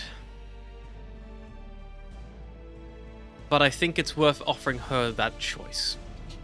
And if Dr. Hemblehack is successful, if she wants to go ahead, and if she still wants to leave, so long as her condition is stable and cannot get worse from her travels, then I do not think that we are in a place to stop her. Yeah! What he said! Makers. Could this one help? I'm gonna point at Astra. Go. Might improve chances if there's two of them. Yeah, I'd never say no to a hot nurse. Or cold nurse, based on the reaction. Has I'm anyone going tried there doing for lesser Atlas. restoration? I'm gonna make sure Atlas is okay. Yeah, that's the point. Can I see these I will- lungs of yours? I will swing them right past the gnome and hand them to Astra. Oh, well, shit. I'd like to look at those. If we're going to be putting them in someone, just make sure they're all sound. I will keep my eyes on the gnome and the lungs, like one on each thing, like Astra cross-eyeing will like myself. hand them over, but have her hands like really close, like ready to snatch them. It's like when you hand somebody something, but you're not giving it to them, so they touch it, but you don't let go. Yeah, she's doing that. First thing he does, Astra, is he takes the like tubing that must be like the replacement for like the trachea system, and he goes and blows on it, and you watch as the cybernetic lungs swell up and then like they set back out again, and you see he listens to them, listens to everyone, and then listens again, and then listens again. Good, no leaks. That's the problem with these things. The tissue on them, if it's been not got a body to protecting it, is quite fragile, much like a real lung. touched a real Fun lung? fact, when my mum was a kid, her science teacher brought in a lung and trachea set from a sheep as like part of a example of like, anatomy. And he was like, look at this, and like blew into it to inflate the lungs. And he blew into it, took like his mouth away, and the lungs had filled with like gunk and blood clots and shit, and just spurted out directly over his face. See, we had a pig lung set, but they didn't do that. It was more of an example. They hooked it up to a thing and it had popped. the gloves that had been tied and stuck to the top of a bell jar. So when we you had the pulled balloon, plastic down, Yeah. the gloves inflated. We didn't use organic body parts. It was when just my realised mum was a something. kid. She's in her 60s now. Will got it. It must be an English thing. The question is where's your mum from? Stockton-on-Tees. Oh, okay. I was going to say, I was just confused. I was like, George is from Wales. It was a sheep's lungs. Are you inciting the door to try and hear the conversation outside? But yeah, eventually you follow Ichabod to the top of the stairs. You hear the sound of someone falling. And if you peer over the banister, you see Esther has fainted dramatically into Micaiah and Kaelus's arms, and they move her into the living room to set her up on a shalong. While that happens, can I try and swipe this bottle of wine that I put onto the table? Put it back into Just the... be taking that back. So yeah. you have to go back down the stairs because you like came up the stairs to have the discussion. So you have to like double back on yourself. I will. If I see him going away, I will cast Pass Without a Trace on him as well. Yeah, the house is small. The faster Look, chase we work. save Atlas Sure, make and me a also stealth rob check, her Barrels. family You get a a little +10. bit. Yeah, come on, Barrels. Do a Finnegan level roll here. Okay, so there's a 39. Yeah, so with all the chaos of Atlas's mum blacking out, being moved in your room, you linger on the stairs a little bit longer. With no sign of the clip nor clops, you backtrack your way into the dining room, swipe the bottle, wrap it back up in your jacket, and then make your way back upstairs and join the group before anyone notices you've even gone. And yeah, Ichabod opens the door. You all step inside, and he probably lifts the hand and be like, perhaps only those who are going to be involved in the operation be pleasant. And he looks at Dr. Hempelhack, and Dr. Hempelhack goes like, fuck it, more the merrier. You all squeeze in. He closes the external door. The sanitization spray sprays. And then the door to Atlas's bedroom opens. You see she is... The second it opens, the heaviest book Atlas has is being hurled through the door at whoever's in front. Probably your dad. Make a improvised weapon attack at range, so it'll be d20 plus dex. The thing is, we're all so tightly packed in here, if it misses him, it's probably hitting one of us. Probably hit Astro. It's only a 5 anyway. A 5. It misses him. Actually, no, your dad probably expects it. He probably just catches it. It's kind of weak throw. He's like, boom. This has happened before. Yeah. And you all... She immediately grabs a second book. Put it down. Atlas, wait. I'm not staying in here. Your friends have convinced me to give you a choice.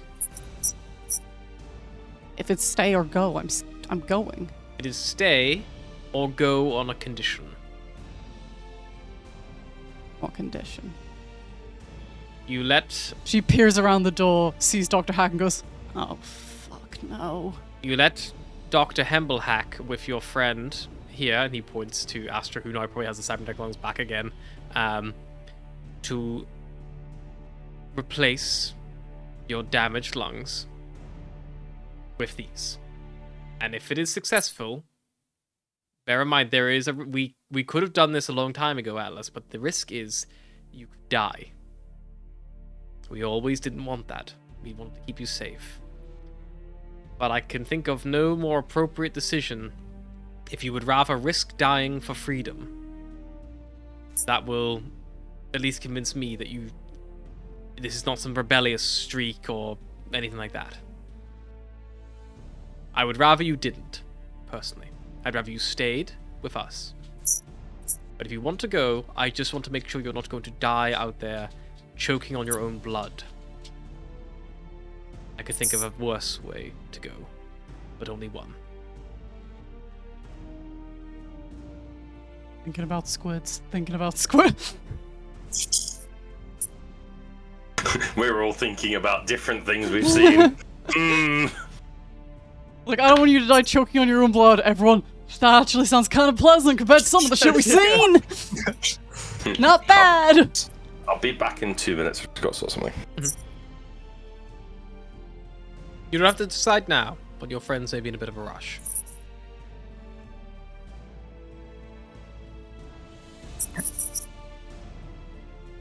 I just want to go. Can't I just go? Atlas. I made it this far. Yes, and Dr. Hembelhack hasn't even had a chance to examine you to make sure that you're even not done damage to yourself. You were gone for weeks. I'm aware. And you're telling me that your suit was not damaged that whole time? You didn't breathe external substances at all?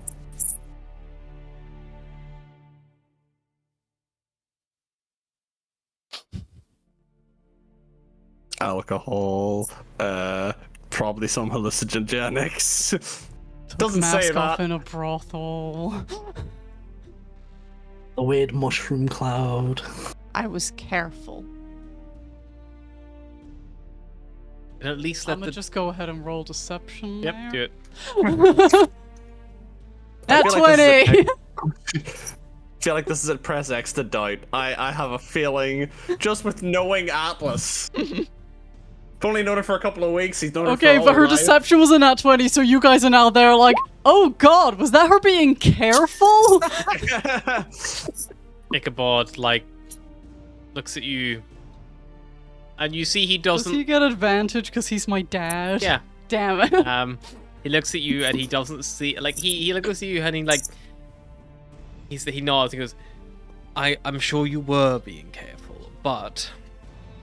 At least let the doctor look over you and make sure no damage has been done. Who knows what even star shifting would have done.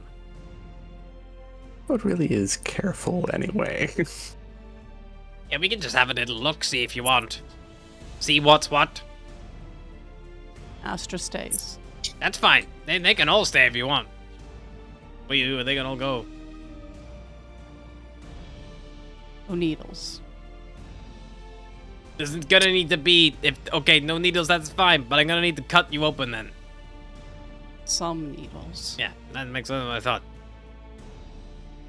As soon as the needles comes out, Ash was like gripping onto Cyrus's arm. Like, No I bone can do this. saws. I can do this. I don't need a bone saw. I just need to check the integrity of each of your lungs. I know, but every time you pull out the bone saw first and set it on the side, and it makes you feel like you're gonna start. Well, that's because the needles are under the bone saw. I don't know why you bring a bone saw. I never need a bone saw. Well, That is a complete lie. I had to cut your ribcage open 3 different times.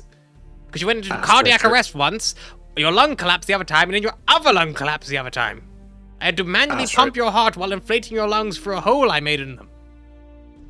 After you're gonna be helping in the surgery, I don't think you have the time to be scared of needles. Please stop digging your fingernails into my arm. Now, just wait until I have to do stuff. You're fine. Okay, get the bag up here. pulls out the bones. Bone saw comes out. He gives a little test. It's like got like a mechanical button next to like a chainsaw. He's like, yep, still works, good. At the needle bag, pulls a smaller bag, pops that open. Bunch of horrifying needles. They are more like porcupine needles than like hypodermic. They are like long, slightly curved. He pulls one out, and then a second one he sets on a little metal tray. He pulls out a large kind of syringe-like thing. He clips the needle onto the end. He expels all the air out of it, and he goes like, "Okay, right, need to get your top off." Should we stay or should we go? Cyrus is looking at Barros and Ichabod. Alice you is can just already run taking her around. shirt off. She doesn't give a shit. Ichabod's like, "We are Owlin, but sure, whatever makes you comfortable. No, it's just I don't know if we'd let the doctor work or. I mean, If you want to leave, by all means, I'm going to stay in just in case anything happens.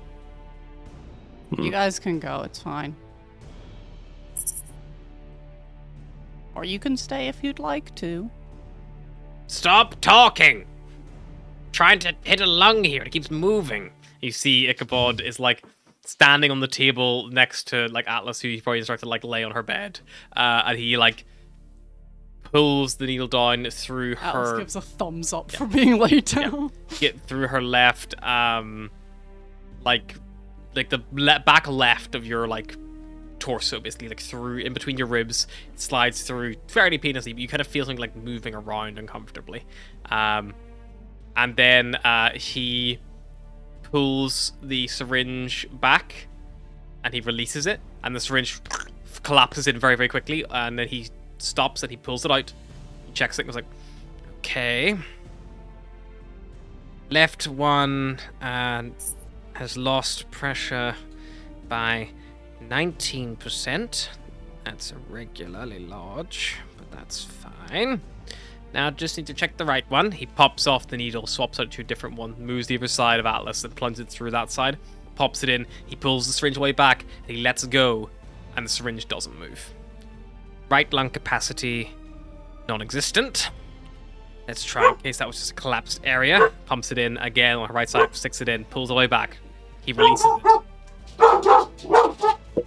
Sylvie hates this. Sylvie hates this. He releases it, the syringe doesn't move. Once more for luck, he expels it back out again, he peels it again, pulls it all the way back out, releases it. Right. Right lung has completely failed.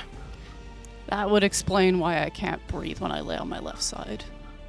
Right. So going to need to try to prop that open again, or we can just swap them out altogether. But again, dangerous, could die.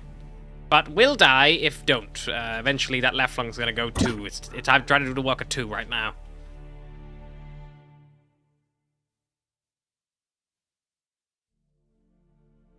He looks to Atlas, who doesn't respond. He looks like Ichabod. Darius, why are you giving me that face? The fuck, Atlas? You could have told us. Told you what? That you were struggling to breathe on one side? I'm always struggling to breathe. On one whole side. Well, that just happens sometimes. Sometimes it comes back. Sometimes it's just like a little bit's got blocked and it loosens up if I get punched hard enough. How many days have you been struggling to breathe on the right-hand side? About 2.5 weeks. That's an awfully long time. Necrosis could have already set in.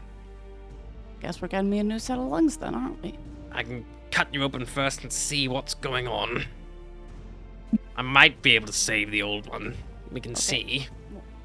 Before you bring out the bone saw, I definitely want them to leave. That's Nobody fine. gets to see inside of me. Do you Not want even me still Cyrus? here? You can stay, Astra. Okay. Fine, Right. we'll leave. On your back. They're also just like, I want to see. On your back. The incisions are easy to see because we did them the last time there. And the scars. I'll just cut along the old scars. We'll see you once you wake up. If I die, nobody eat Tawa. No promises. I was joking earlier when I said how many people he would feed. Now I'm kind of curious. If I die, gotta take care of him. I'll take care of him, don't worry. You tell Kalis I'm sorry if I die. Beros and Cyrus step out. Yeah. Before he does that, yeah. he'll reach into his Gone as pocket well. and just pull out a Okay. biscuit from somewhere. So Leave it on the side. For when you're better. okay, Ichabod will choose to stay. But he lets you all out, all three of you, and you like stand in the landing, like pacing back I love and the forth. idea of like, yeah, we'll leave. Awkwardly stands at the door because they can't let themselves out. From inside the room, even through the sealed door, you hear the sound of whirring as the bone saw kicks up, and the sound of like bone on metal being cut. It's almost like a high-pitched whirring noise. If you've ever been to the dentist, and had a filling. It's that kind of high pitch. Am I awake? This is scary. Yeah, you're conscious. Okay, cool. Cool. While this is happening, at some point, for those on the outside, Esther comes up for about 2 seconds. Micaiah asks what's going on. What's happening in there? Well, it turns out apparently one of Atlas's lungs had collapsed, so I guess she's getting a new set. This is all your fault! She blames you, as you told her. She tries to slap you. I'll let her slap me, but I'm like... You take 1 point of bludgeoning damage. Don't worry, it kind of feels good. Yeah, and then she like storms off in the direction of the master bedroom on the far side. And then you hear that door like slam quite loudly. Kalis eventually joins you all there, leaning on the edge of the balcony, all staring at the door with Micaiah. And Micaiah loses probably about half of the feathers on his upper body in this time. Meanwhile, in the room, Dr.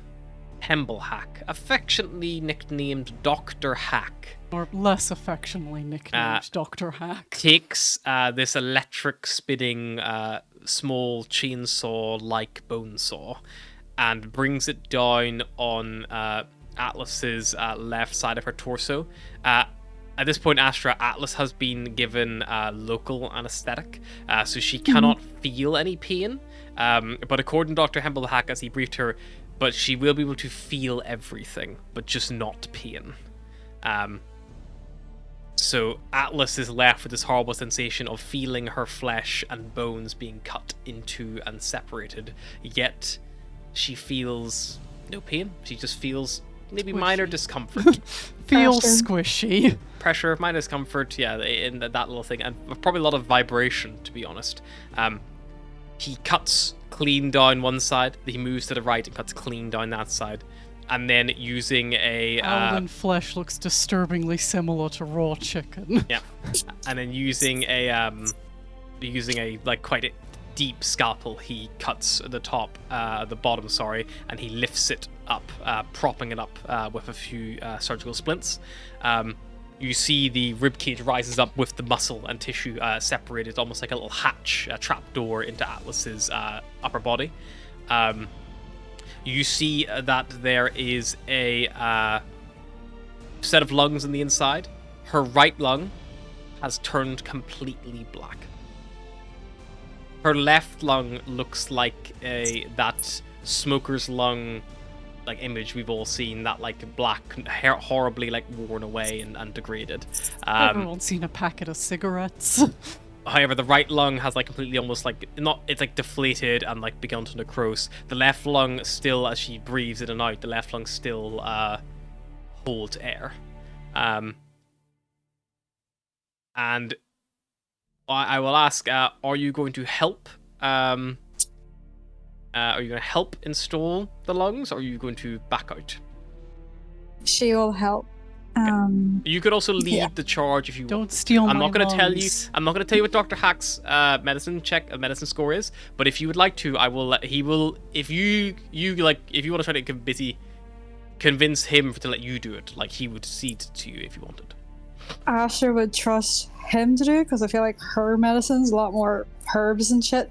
So she'd help him, but also cast guidance on him. Perfect. Yeah, I think, you cast guidance kind of like consistently and just help where you can. Yeah. Should we ask what Atlas's blood type is? Like, does she need a transfusion after this? It takes. It's a long. What's your type? Tall, handsome. No, your blood type. It's a long 1 hour. Astra. And to be fair, a lot of it is this kind of prep. It's the cutting, the prying, the getting everything ready. And then what Dr. Hack does is he lifts up Atlas's lungs out of her torso and he places the new cybernetic lungs underneath where the old ones sat. Okay, now this bit's very, very important. I'm going to cut this tube here. Whenever I do that, I need you to help me drop it into place and slide the lungs up into it, and then we can affix it and seal the hole. Okay. The second we do this, she is dying. until we can reconnect this tube, she is dying. God. Right now, she's alive. So you need to let me know if you need a minute or anything. Nope. You ready? You need to Atlas, I pee, know you're now's the kind of time. not ready, but yeah, let's do it. Okay. He cuts the tube, and you see he lets it fall down, and he tries to shove the pipe back on. You're assisting him, and he gets advantage. So he gets to roll with advantage. 13. The other was with a the crit advantage. fail. Crit fail. And Dr. guidance as Hack well. has a +5. And with that, it'll be more than enough to succeed. It takes less than 6 seconds.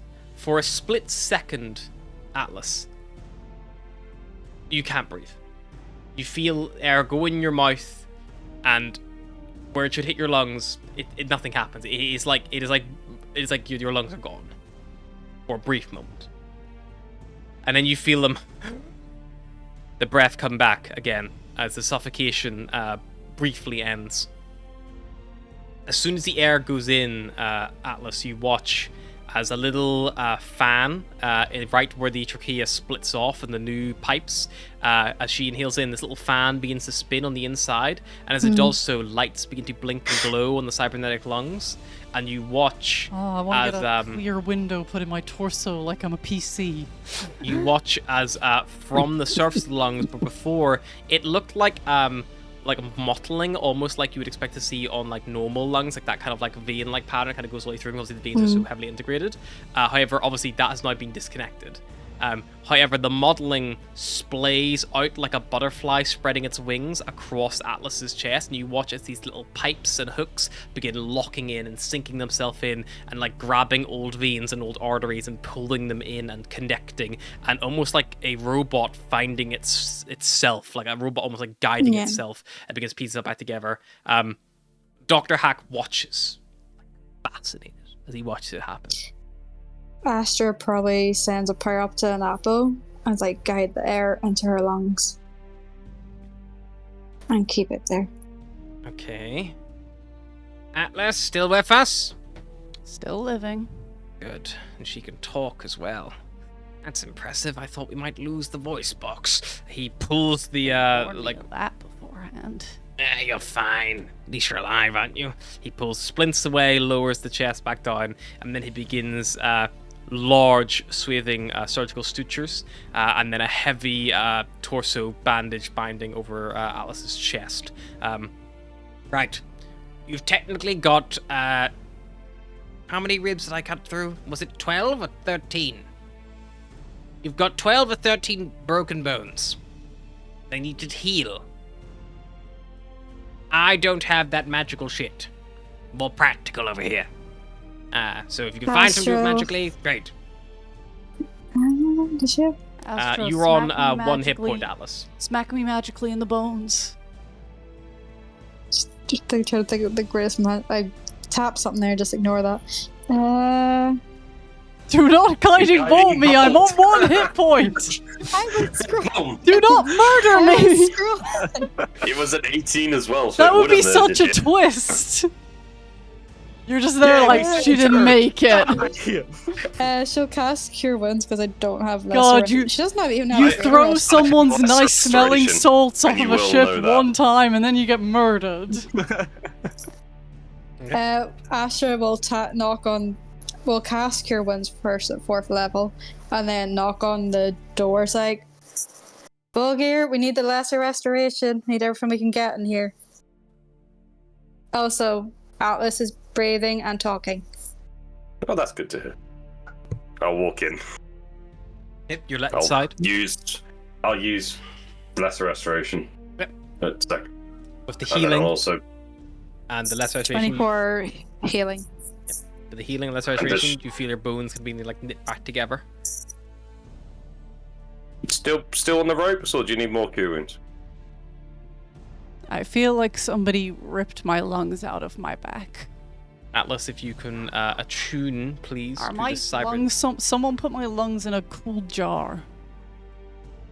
You do see the Dr. Hack has them like a little like tray next to you. You see they're like completely rotten almost. They look like a rotten steak. Smell bad. Rump or sirloin? Both. I'm very fancy.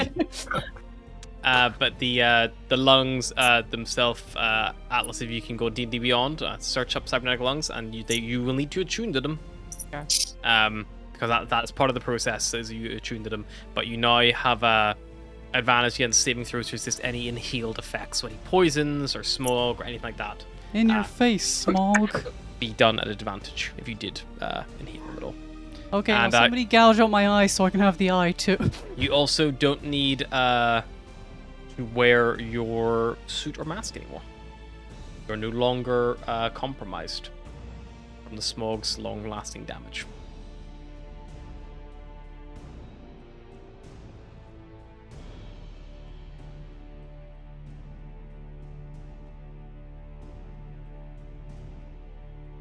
Well, that's what we call the industry a great success.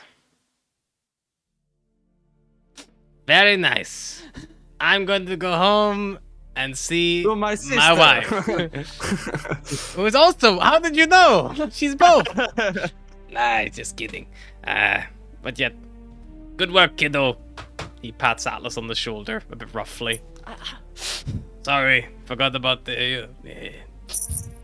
You want some more drugs before I go? Got some really good painkillers in here. Nah, but offer them around. These guys are, Anybody want some dope painkillers?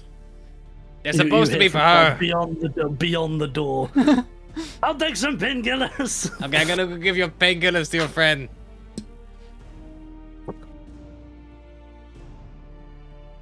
See Ichabod still standing silently, like leant against the wall, arms still folded.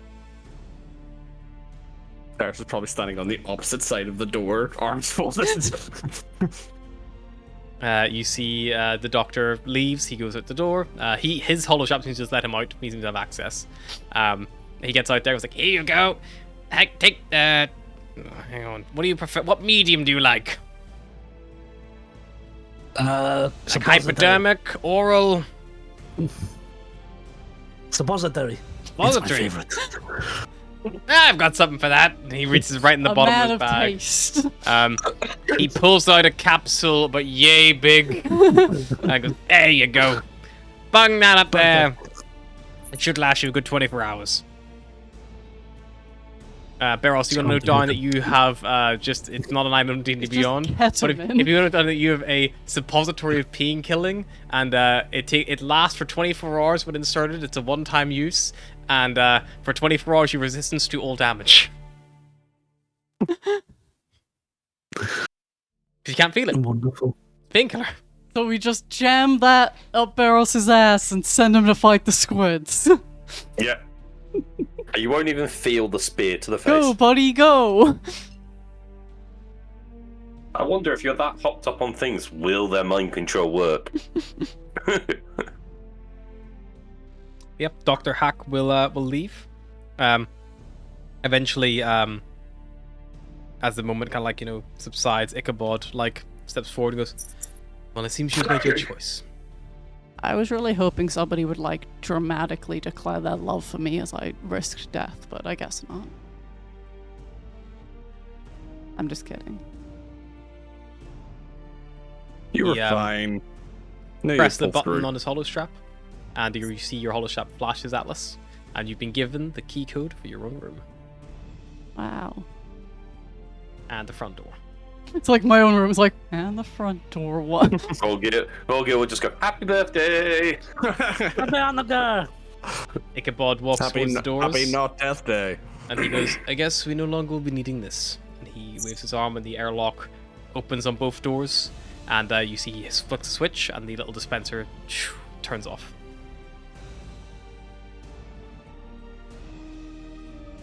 He steps out. Eventually, you see, as he kind of steps out, Micaiah comes in and is like, "Oh my god, you're okay! Oh, I'm so scared! Oh, I thought you were gonna die!" He hugs you, shoulder bars you in the chest. Hugs me, pain. Oh, I'm sorry. Probably like Oh. rip some off first. Like Get the no hugs. suppository. No hugs. Okay, no Not hugs, yet. no hugs. Oh, thank God you're okay. And we can see your face. I feel like it's been a while since we could see your face. Maybe that's a good thing. Oh, you're fine. Okay. You should go lay down. You look Yeah. like crap. Yeah, I'm gonna go lie down. That's a good idea. And he will leave. Your mother, not far behind Micaiah, has a very similar reaction to Micaiah. She'll probably start. No If hugs! you hug her, you'll hurt her. It's Air my hug, daughter, everyone and I doing. will hurt her if I need to. So if she dies, it's your fault. She screams in Alice's face very loudly, but doesn't touch her.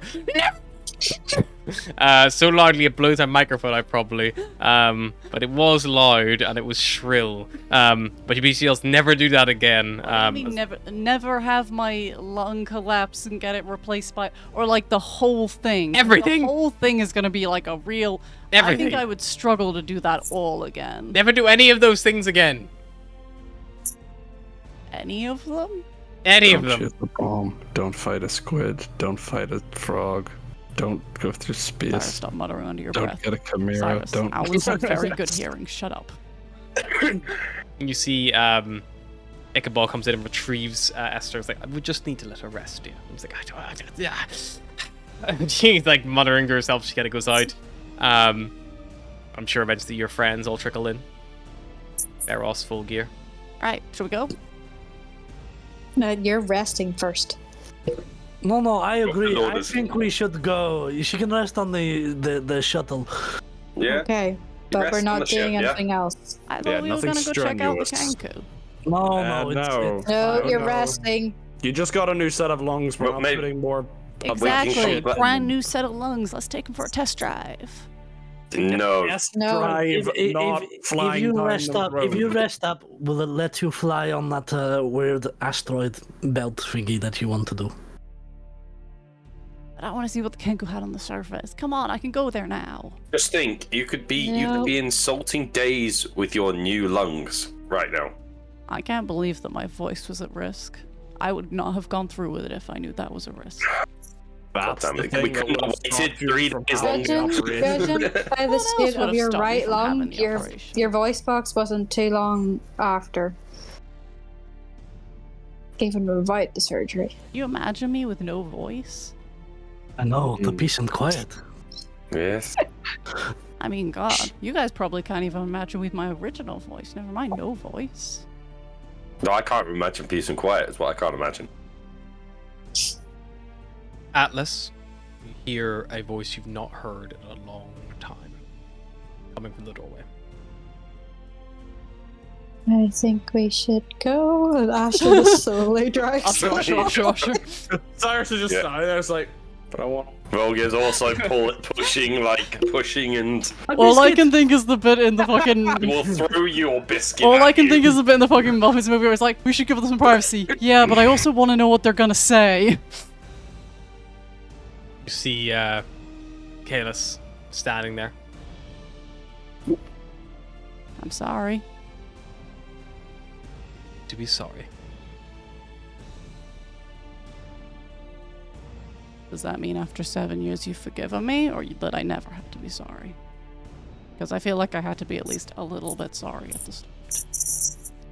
He looks over his shoulder at the foreheads peeping around the corner, really much style, and he waves his hollow shop against the door and it closes.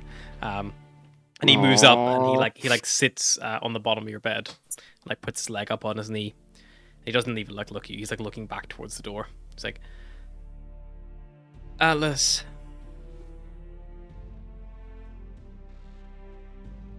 You never needed to be sorry because it wasn't your fault.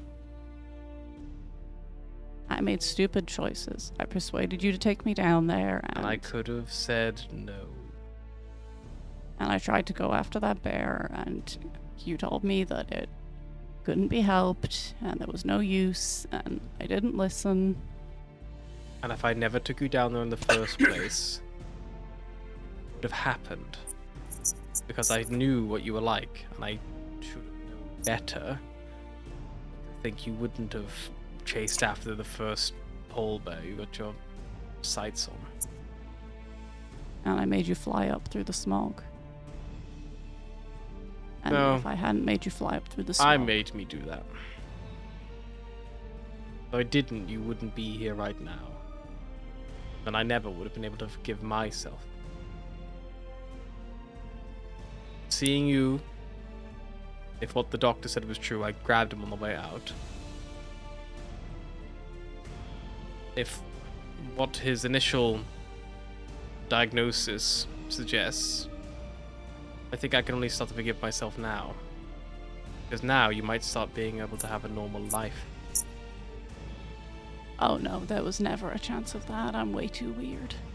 No one in this family ever had a chance at that. Maybe when I'm out there, I'll find a new set of wings for you, huh? Can fly like you used to fly. You get used to being on the ground.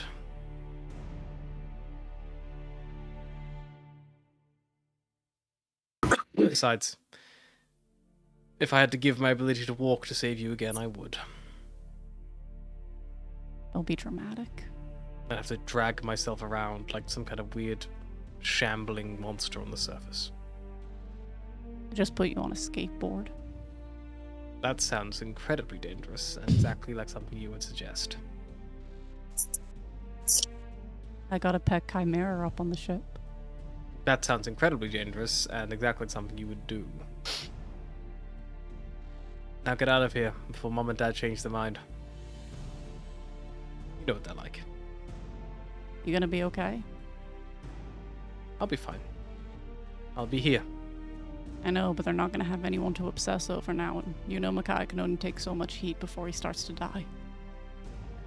Kyle will be fine, as will I. We're big boys.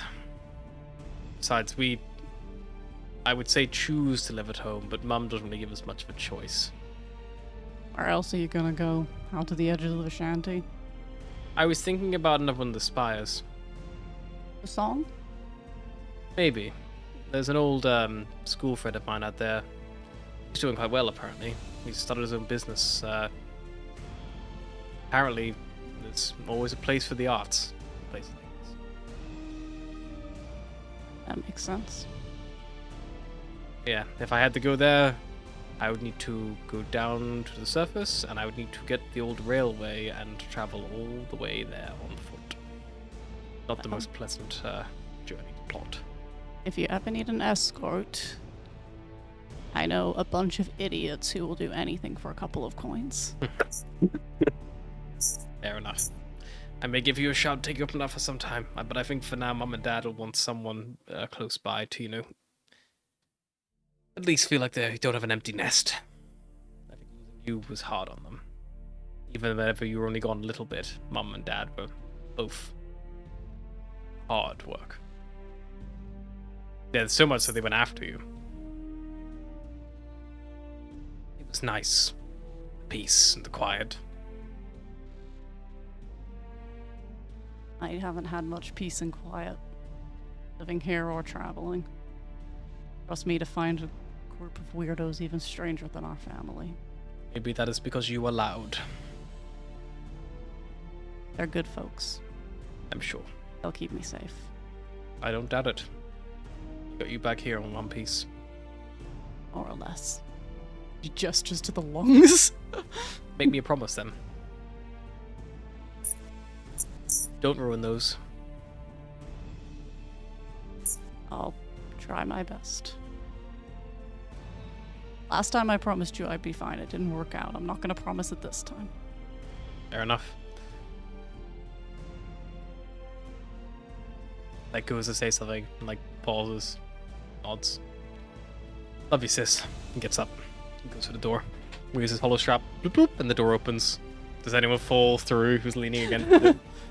Barrows definitely falls through with like a glass into like the. Cyrus lands on top of him. I'm just imagining the door You'll opens just just be like looking down at the two of you like, I told you listening on the door was a bad idea. Kalis laughs a little bit, and then he sidesteps, and he heads out. But what did they say? I don't know. I couldn't understand a single word. It was all just. You can make perception checks if you want to, if you were listening at the door. You can make perception checks. Funny to imagine the entire conversation was in like Druidic or something. 20 non-natural. 17. I would say both of you heard heard clear enough. You missed the odd word, but like enough to like understand. You did not walk away believing Atlas has a dick and balls. Yeah. It's not a dick and balls situation. It rarely is. So, Right. surface? Yes. No, No, not We're surface. going. Zero said yes. Ship. We're going to No. the ship. You are resting on the ship, And then the surface? maybe.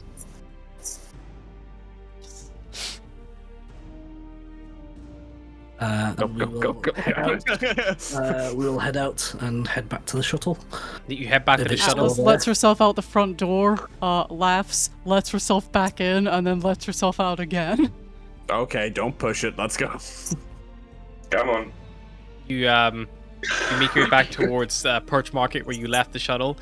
When you get there, you see that there is about a group of maybe 16 Kenku, all with different tools and instruments, trying to pry off bits of the ship. Atlas approaches the shuttle like you are shooing away a bunch of pigeons from your car. Make a deal, make a deal. And they all start scattering. The shuttle, all in all, has lost 1 hit point. The Kenku managed to pry off. It's just actually showing them away. One manages to pry off a paddle and just like runs like ah. No, it's like the fucking it's like the fucking rear view mirror or something, or like the hood ornament. They like rip it off. It's like the Now we go, smallest go. little like Kenku child just like rips it off Yeah. and runs. It's like a fucking windscreen wiper. Sorry, Ah, has a moment of, do I chase them down? You can leave them try, with but they're pack animals. You chase one, you got a whole bunch of them on you. You look over and like one of them's already selling out their stall and like 4,000 shits, 4,000, and they're all fighting over like. I'm telling you, Get the fuck off the screen. Kenku are crazy. There is an insane Kenku on this planet. You look back towards the stall where the one approached you, like called at you from before, and you see they're still there, still flogging their goods, and they like look at you all go in the ship. Sigh. You see they're like they flee a little bit, and then they like We'll be back. they perks up. They're Points. making me take a nap. Come with. You wanna take him? What harm? What harm could he do on the ship is a very loaded I've got question. the mini dragon that can watch him all day long if we want. Yeah, come along, you crazy bastard. I will summon Dragon and just go, Dragon, watch. He turns to like another Kenku next to him, points at his stall, looks at the other Kenku, and just takes the Kenku's bag and just leaves. And just like opens up, it's like fuck. And then comes everything. Bad trade. What's your name? Scrap Claw. Let's The go. Dragon has now been set on him like he was with Days. Lizard friend. I seem to like it. He likes a Dragon more than Days did, at least.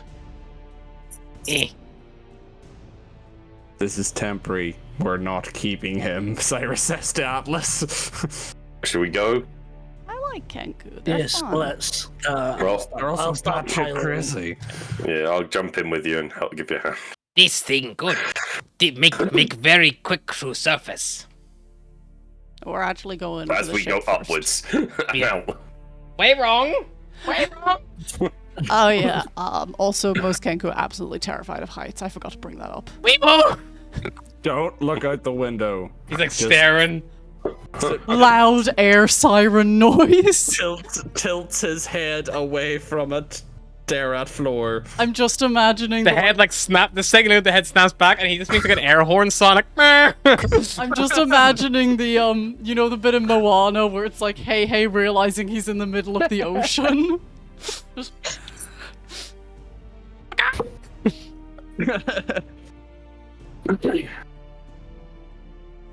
Is there Yeah. a coconut that I can just put on his head? Just Be like a bucket maybe, like a bucket with like ammunition for like the arcane muffled turret. screaming.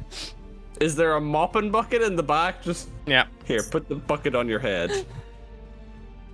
But yeah, you travel back up towards the Chimera. You dock, and you find that it's much like how you left it. You see Sunshine's like in the canteen, like lifting like a table and moving it around, like just reshuffling the furniture for some reason. And whenever you finally find Diaz, you find that she's in the cockpit with her feet up on the dashboard, being told off by Soprana. And you hear like, look, it's fine. It's not like, I've got very soft feet. It's like, I don't want your feet on my consoles. It feels inappropriate or wrong. And you might hit a button. So, what's the harm in hitting the button? You're full of buttons. Hey guys. The missile shoots out again. New lungs, who dis? What does that mean? She got new lungs. I don't know. What is that, like a hairdo? Atlas turns around and lifts up her shirt to show off her surgical scars. Surgery. Someone cut my lungs out of me. Yeah, I get my hair cut too sometimes, but like, you know. No, like the actual organs. The gooey bits inside. Like the thing you play? No, the gooey bits inside. You know when you stab someone and all the gunk? Oh, the blood. Yeah. No. He's not gonna get it. You know when you take a breath and you feel it go somewhere? Days, I got new lungs. Congrats, bitch. I don't. When I breathe, the breathe, and then I breathe out. Yes, the thing that the breathe that holds the breathe was taken out and replaced. With You got your tummy taken out? Yes. Yes. Oh. I had an ex-girlfriend had that happen once, apparently. Atlas will go find Tawa and be like, were you a good day? I wanted to bring you my old lungs for a snack, but everyone said it will give you a taste for my flesh. Probably. Did we hear that? And those lungs might also poison him, just saying. They weren't that bad. If the dragon head eats it, the fire would probably sterilize them on the way down. They were only a little bit necrotic, and the one on the left worked fine. Oh yeah, I've just been feeding Tawa any old shit I could find in the hold, by the way. Probably fine. God. Tawa, you been eating good? He's eaten like 3 Yes. guns, 17 boxes of ammunition. Eating a lot of guns? Boom. Boom. Full He disclosure. sneezes and a blast comes out. Full disclosure, like I was just giving him like a lot of the dried meats and stuff that they were interested in. Now we'll just take off another set of rations. Yeah.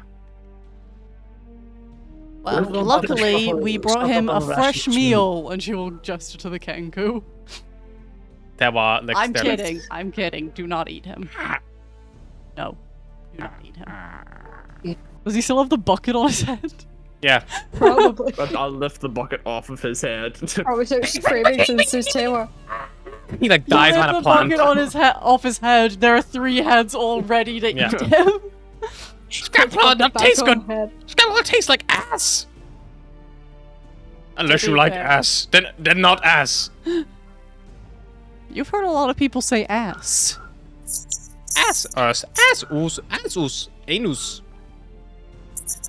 Oh, by the way, if you don't know how Kenku work, anything you can say, they can say. Deutschland, Deutschland, über alles. That, So they can, like, mimic your voice perfectly and copy anything you say. But only if you say it. They can't, like, make you say things you haven't said. You can't make you say things you haven't said. So if I say, well, like, that's not gonna get old quick. if I say, like, Cyrus has erectile dysfunction. Cyrus has erectile dysfunction. Cyrus has erectile dysfunction. Cyrus has erectile dysfunction. Cyrus has erectile dysfunction. I'm gonna make you have erectile dysfunction if you're not careful. I have a cloaca. Ah, never mind. Cyrus just walks off. Scrapclaw laughs by a chorus of laughter, like a laugh track. Why did we bring him again? They're funny. Find Prudente facility. Yeah, how'd you find that, by the way? Blueprints. You know what it does? Killed gnome. You killed a gnome? Gnome, bad. Good. No, bad. Not even good to start. Vulgar, I need you in the captain's quarters. I need you to put this in my ass. Volgir will tighten his belt, like put a padlock on it, and just like, you will not have my trousers, but okay. And walk into the captain's quarters. As they leave, like, Grabclaw says, holding- "You will not have my trousers." In like Volga's voice, and the door like closed behind you. Astra, you want to teach the Kenku swears? Sure. I don't know any. Well, other than the one you say. Am I teaching you swears? I shouldn't be doing that. The Kenku You points should be at doing the. a lot of things, but you do them. You have like a holy symbol of an apple on your neck, don't you? Yeah. The Kenku points at the holy symbol and says "Inapo" in a like very ASMR kind of voice, and then it goes "Fuck Inapo." Never mind. Seems like he knows the best ones. You see Astra struggling not to like just cast lightning. Don't He take laughs it again with the personally. laugh track. It's the exact same laugh track. Don't take it personally. A lot of folks around here don't like the gods. Kind of put us in mass unemployment. The gods. Fact. Kenku.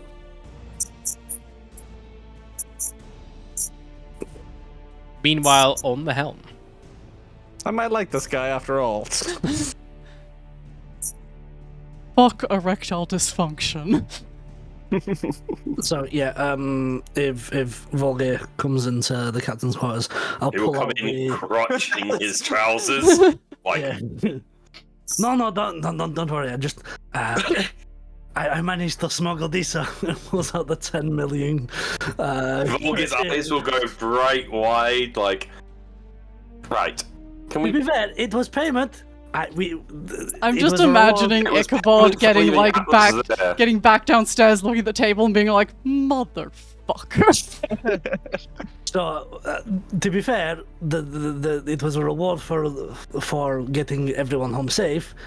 If Atlas wants to leave again, and we convinced her father, then that's not on us.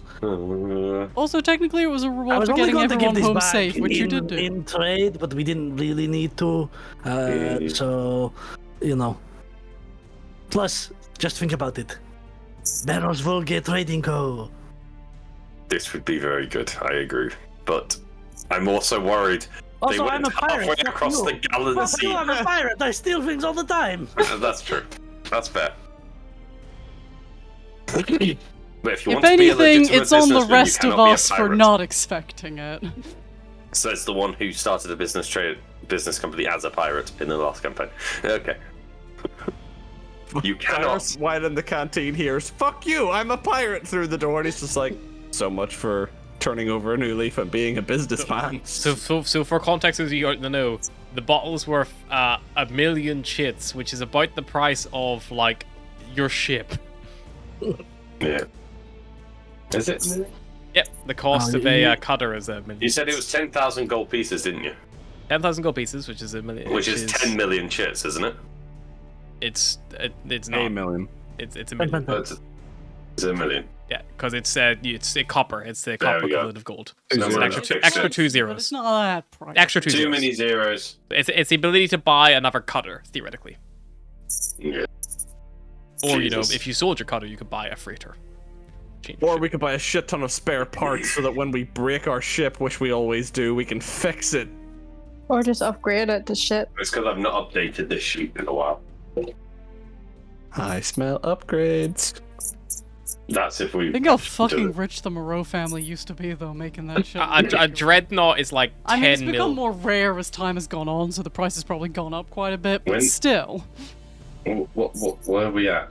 10 mil. We're at what? We're at 1.5 mil in terms of credits if we sell this bottle of wine. Yeah, that's a freighter's worth. A galleon is 200. Or like, We could start the trading company. yeah, you could buy a freighter and have it just go up and make money if you decide if you want it. Freighter would kind of be the one of ship you'd want for that. It's because it can hold a cargo. A big enough freighter can hold like 499 tons of cargo. Yeah, the ghost of Finnegan is living and strong. Our ship is haunted by the ghost of Finnegan. That's what's in the jukebox. Yeah. No, Finnegan's ghost is absolutely the one down in the hole who's like, collect that scrap metal, collect that scrap metal, take everything.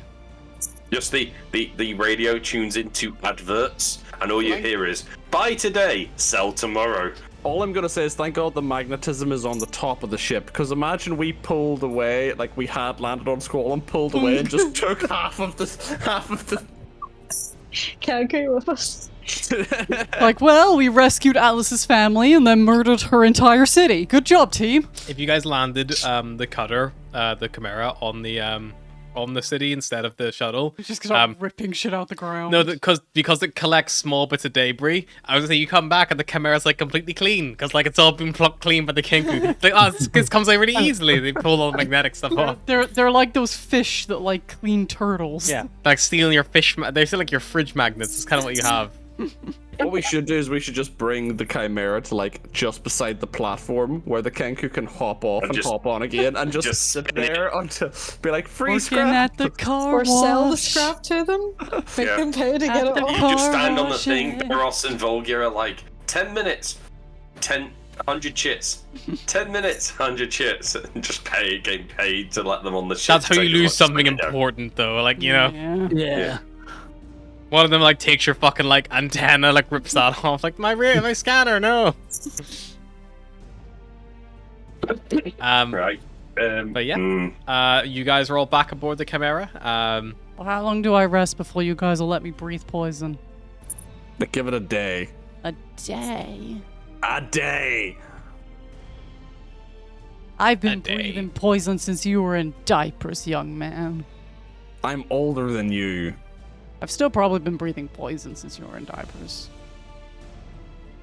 No, because I was out of diapers by like, I don't know, 1.5 or whatever age baby stopped using diapers. You weren't born yet. I don't know how fast ASMR mature. I've never had one. We're not pets, Atlas. These like comes out of the cockpit and Sorry, like this leans. is a moment of, does Atlas consider me a pet? These from the cockpit like. It's puts, like a hand Taran on with, his shoulder. I'm keeping 4 dragons alive here. And I was like, wait a sec. You good sport. I've had a great day. Someone ripped out my lungs, put in new lungs. I reconciled with my brother who hasn't spoken to me in 7 years. Sounds like a good day. Cool. Father actually let her out of the house for once. Wow, big. Mm-hmm. That sounded bitchy. It wasn't supposed to sound. I always sound bitchy. Mm-hmm. We found this Kenku. Yeah, I noticed. You good little guy? Fluffy. Okay, I hate him. Give you 5 chits, let me shoot him. We're thinking of having him be a guy down to the surface at some point. Yes. Need to wait for Atlas to heal though. I know a saner Kenku guide, but could be kind of awkward. This guy knows where the things are though. Yeah. You want buy plan? Sell plans. Good price.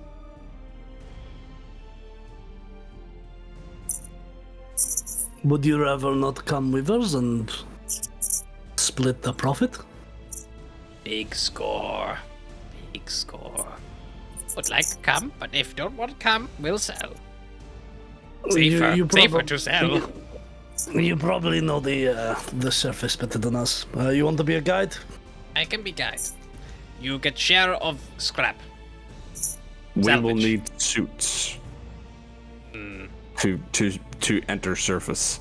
We have 1. Do you know where we get more? The other Kenku. We can kill.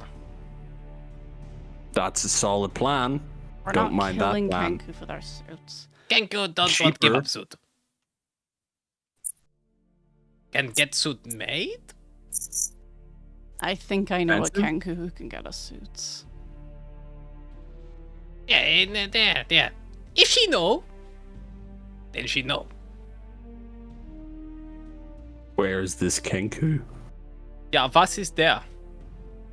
I don't know. Das ist nicht sehr gut. Saparna, if we Hello. give you a detailed description of someone, can you locate them on the planet? If someone was willing to lend me some magical energy, I could probably assimilate a locate creature spell. At Doesn't long Astra range. have like a find the guy? Yeah, but I need to she know needs them. she needs to be like know them, don't you? I can put that energy into Saparna for her to do it, though. I can certainly give it a go. He should be around. He was. Describe him. Help Saparna know what she's looking for. His name is Silver. He's about 5 foot tall.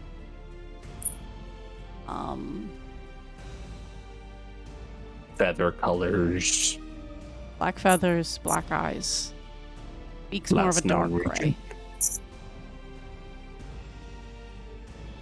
We can go with that. His name isn't actually Silver. It's the sound of a coin pouch being caught, but I don't know how to replicate that, so Silver is what I called him. Might be enough to go off. Astra, if you want to pump that power into the scanner terminal in the helm. Would that be... Well, I use my 4th level to heal Atlas, so I can pump a 3rd level or a couple of thirds.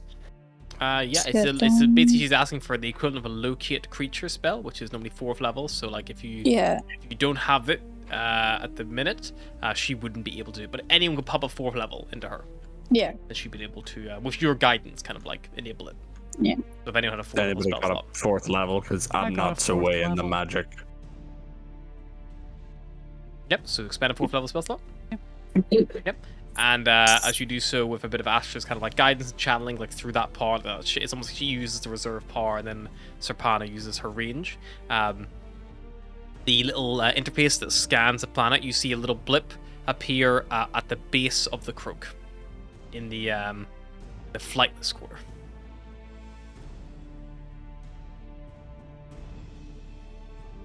Does that mean we have to go down before we get suits? There are areas of the flightless quarter where you'll be able to breathe. Might be a little icky.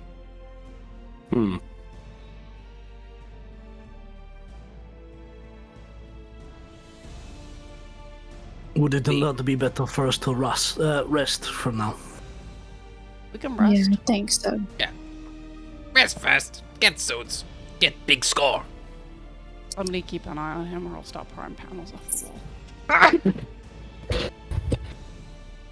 What me do? You're literally holding a screwdriver in your other hand, prying the panel off the wall behind you. If you take parts off my ship, I'll take parts off of you. Or Dragon just growling at him as well. Just cleaning. Clean. No. Also, Dragon will have been a fire one, so he just... Yeah. I mean, we could always just throw him in the ship armory. I am not a crook.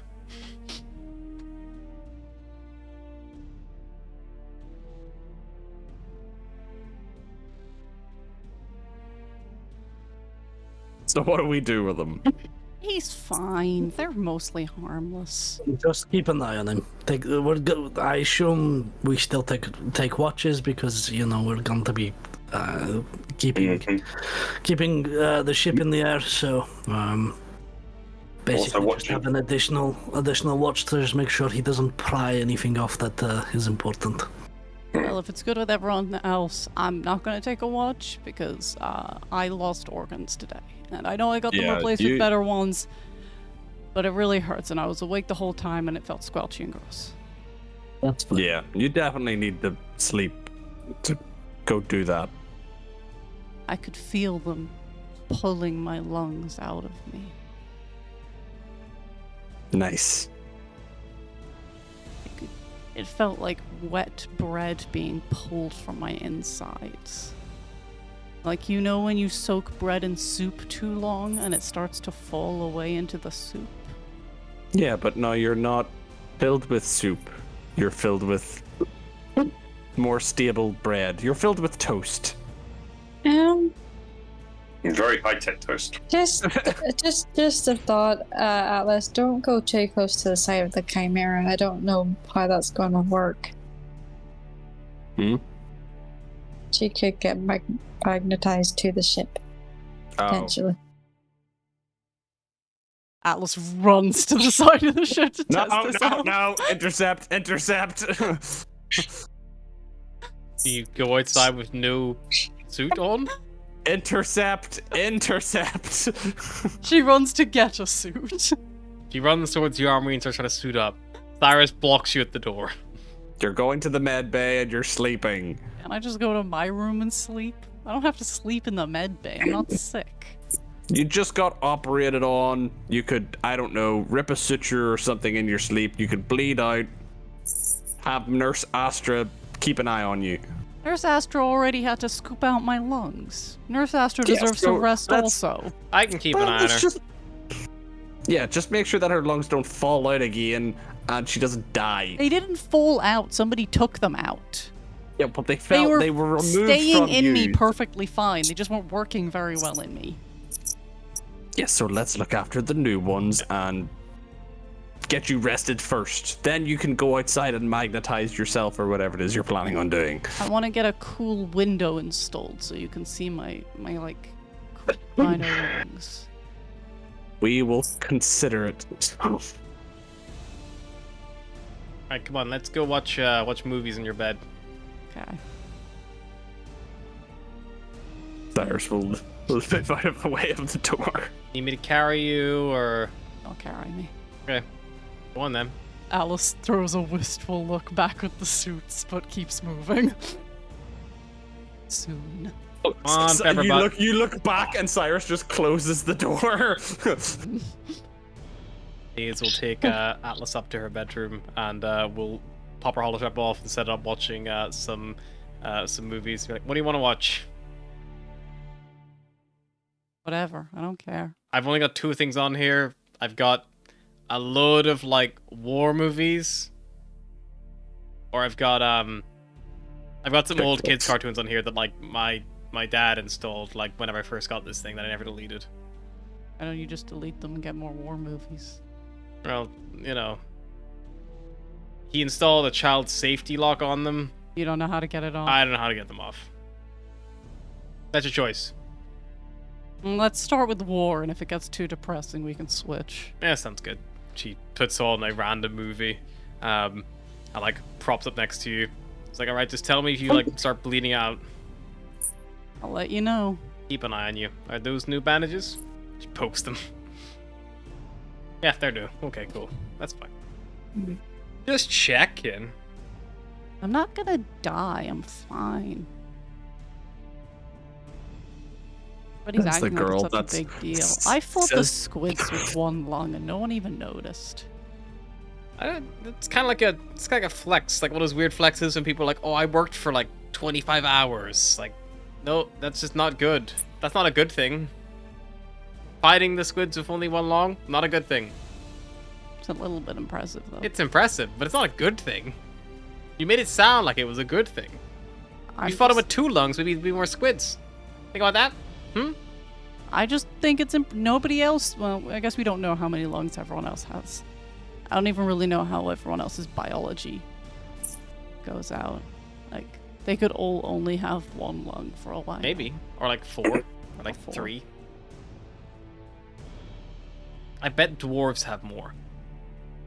You know, for like being deep underground. I heard a rumor that the reason dwarves have beards is because it acts like a filtration mask for all the dust underground. Nah, that can't be true. Doesn't cover their nose holes. I don't know. Grows out of their nose holes. Look, after what I found out about Astra, anything could be true, you know? What did you find out about Astra?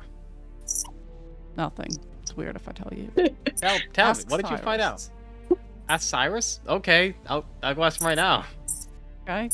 Don't do it in front of Astra. What is it? What did you find out? This is a good bit. You've never seen this before. This is just the bit where like the leading like man meets the leading lady, and then we all swoon over the leading lady's best friend. Look how hot she is. She looks like Astra. That is a dragonborn woman. Same eyes. Is it? I don't see it. It's the lightning behind them. She is bronze, I guess. Hey. Subject successfully changed. Yeah. Nice segue. But yeah, you all take another day to rest on the ship. If there's anything else you want to do, days are pretty preoccupied, but you've got Scrapclaw, the Kenku as well, and Sunshine aboard. If you want to interact with them, or if you want to spend some time to fix the 1 hit point on the shuttle, it will cost you 2 scrap. But it will take Nobody lets Scrapclaw near the radio, otherwise they're just both gonna be going on a loop forever. Cyrus will probably fix the shuttle. Yep. Remove 2 scrap, please, Vulgar. Yeah. And unless there's anything you want to do before we round off today, it's probably a good place to end it. Unless there's anything else. Astra? I think Astra's like keeping a close eye out on Atlas, and if she dare moves from her room towards the switch, she's like, nope. It's that scene from Iron Giant where Diaz's door opens and Astra's just sitting on the bed like this, looking at Atlas. Atlas going into the corridor. It's like, no moving. She's like, I want a snack. It's like, no snack. Treat? I also No get you treat. snack. Treat? No Sleep. treat. Anything for Beros or Volgear? No, I think. Beros is just occasionally unwrapping the bottle of wine, going, and then putting it back again. Again, I will say, like, you know, there is a chance that that bottle, if what Volgear has heard may be true, may have some kind of interesting properties or monetary value. Chug. But I guess we can find out more about that next time. Bye. Bye-bye. Right. And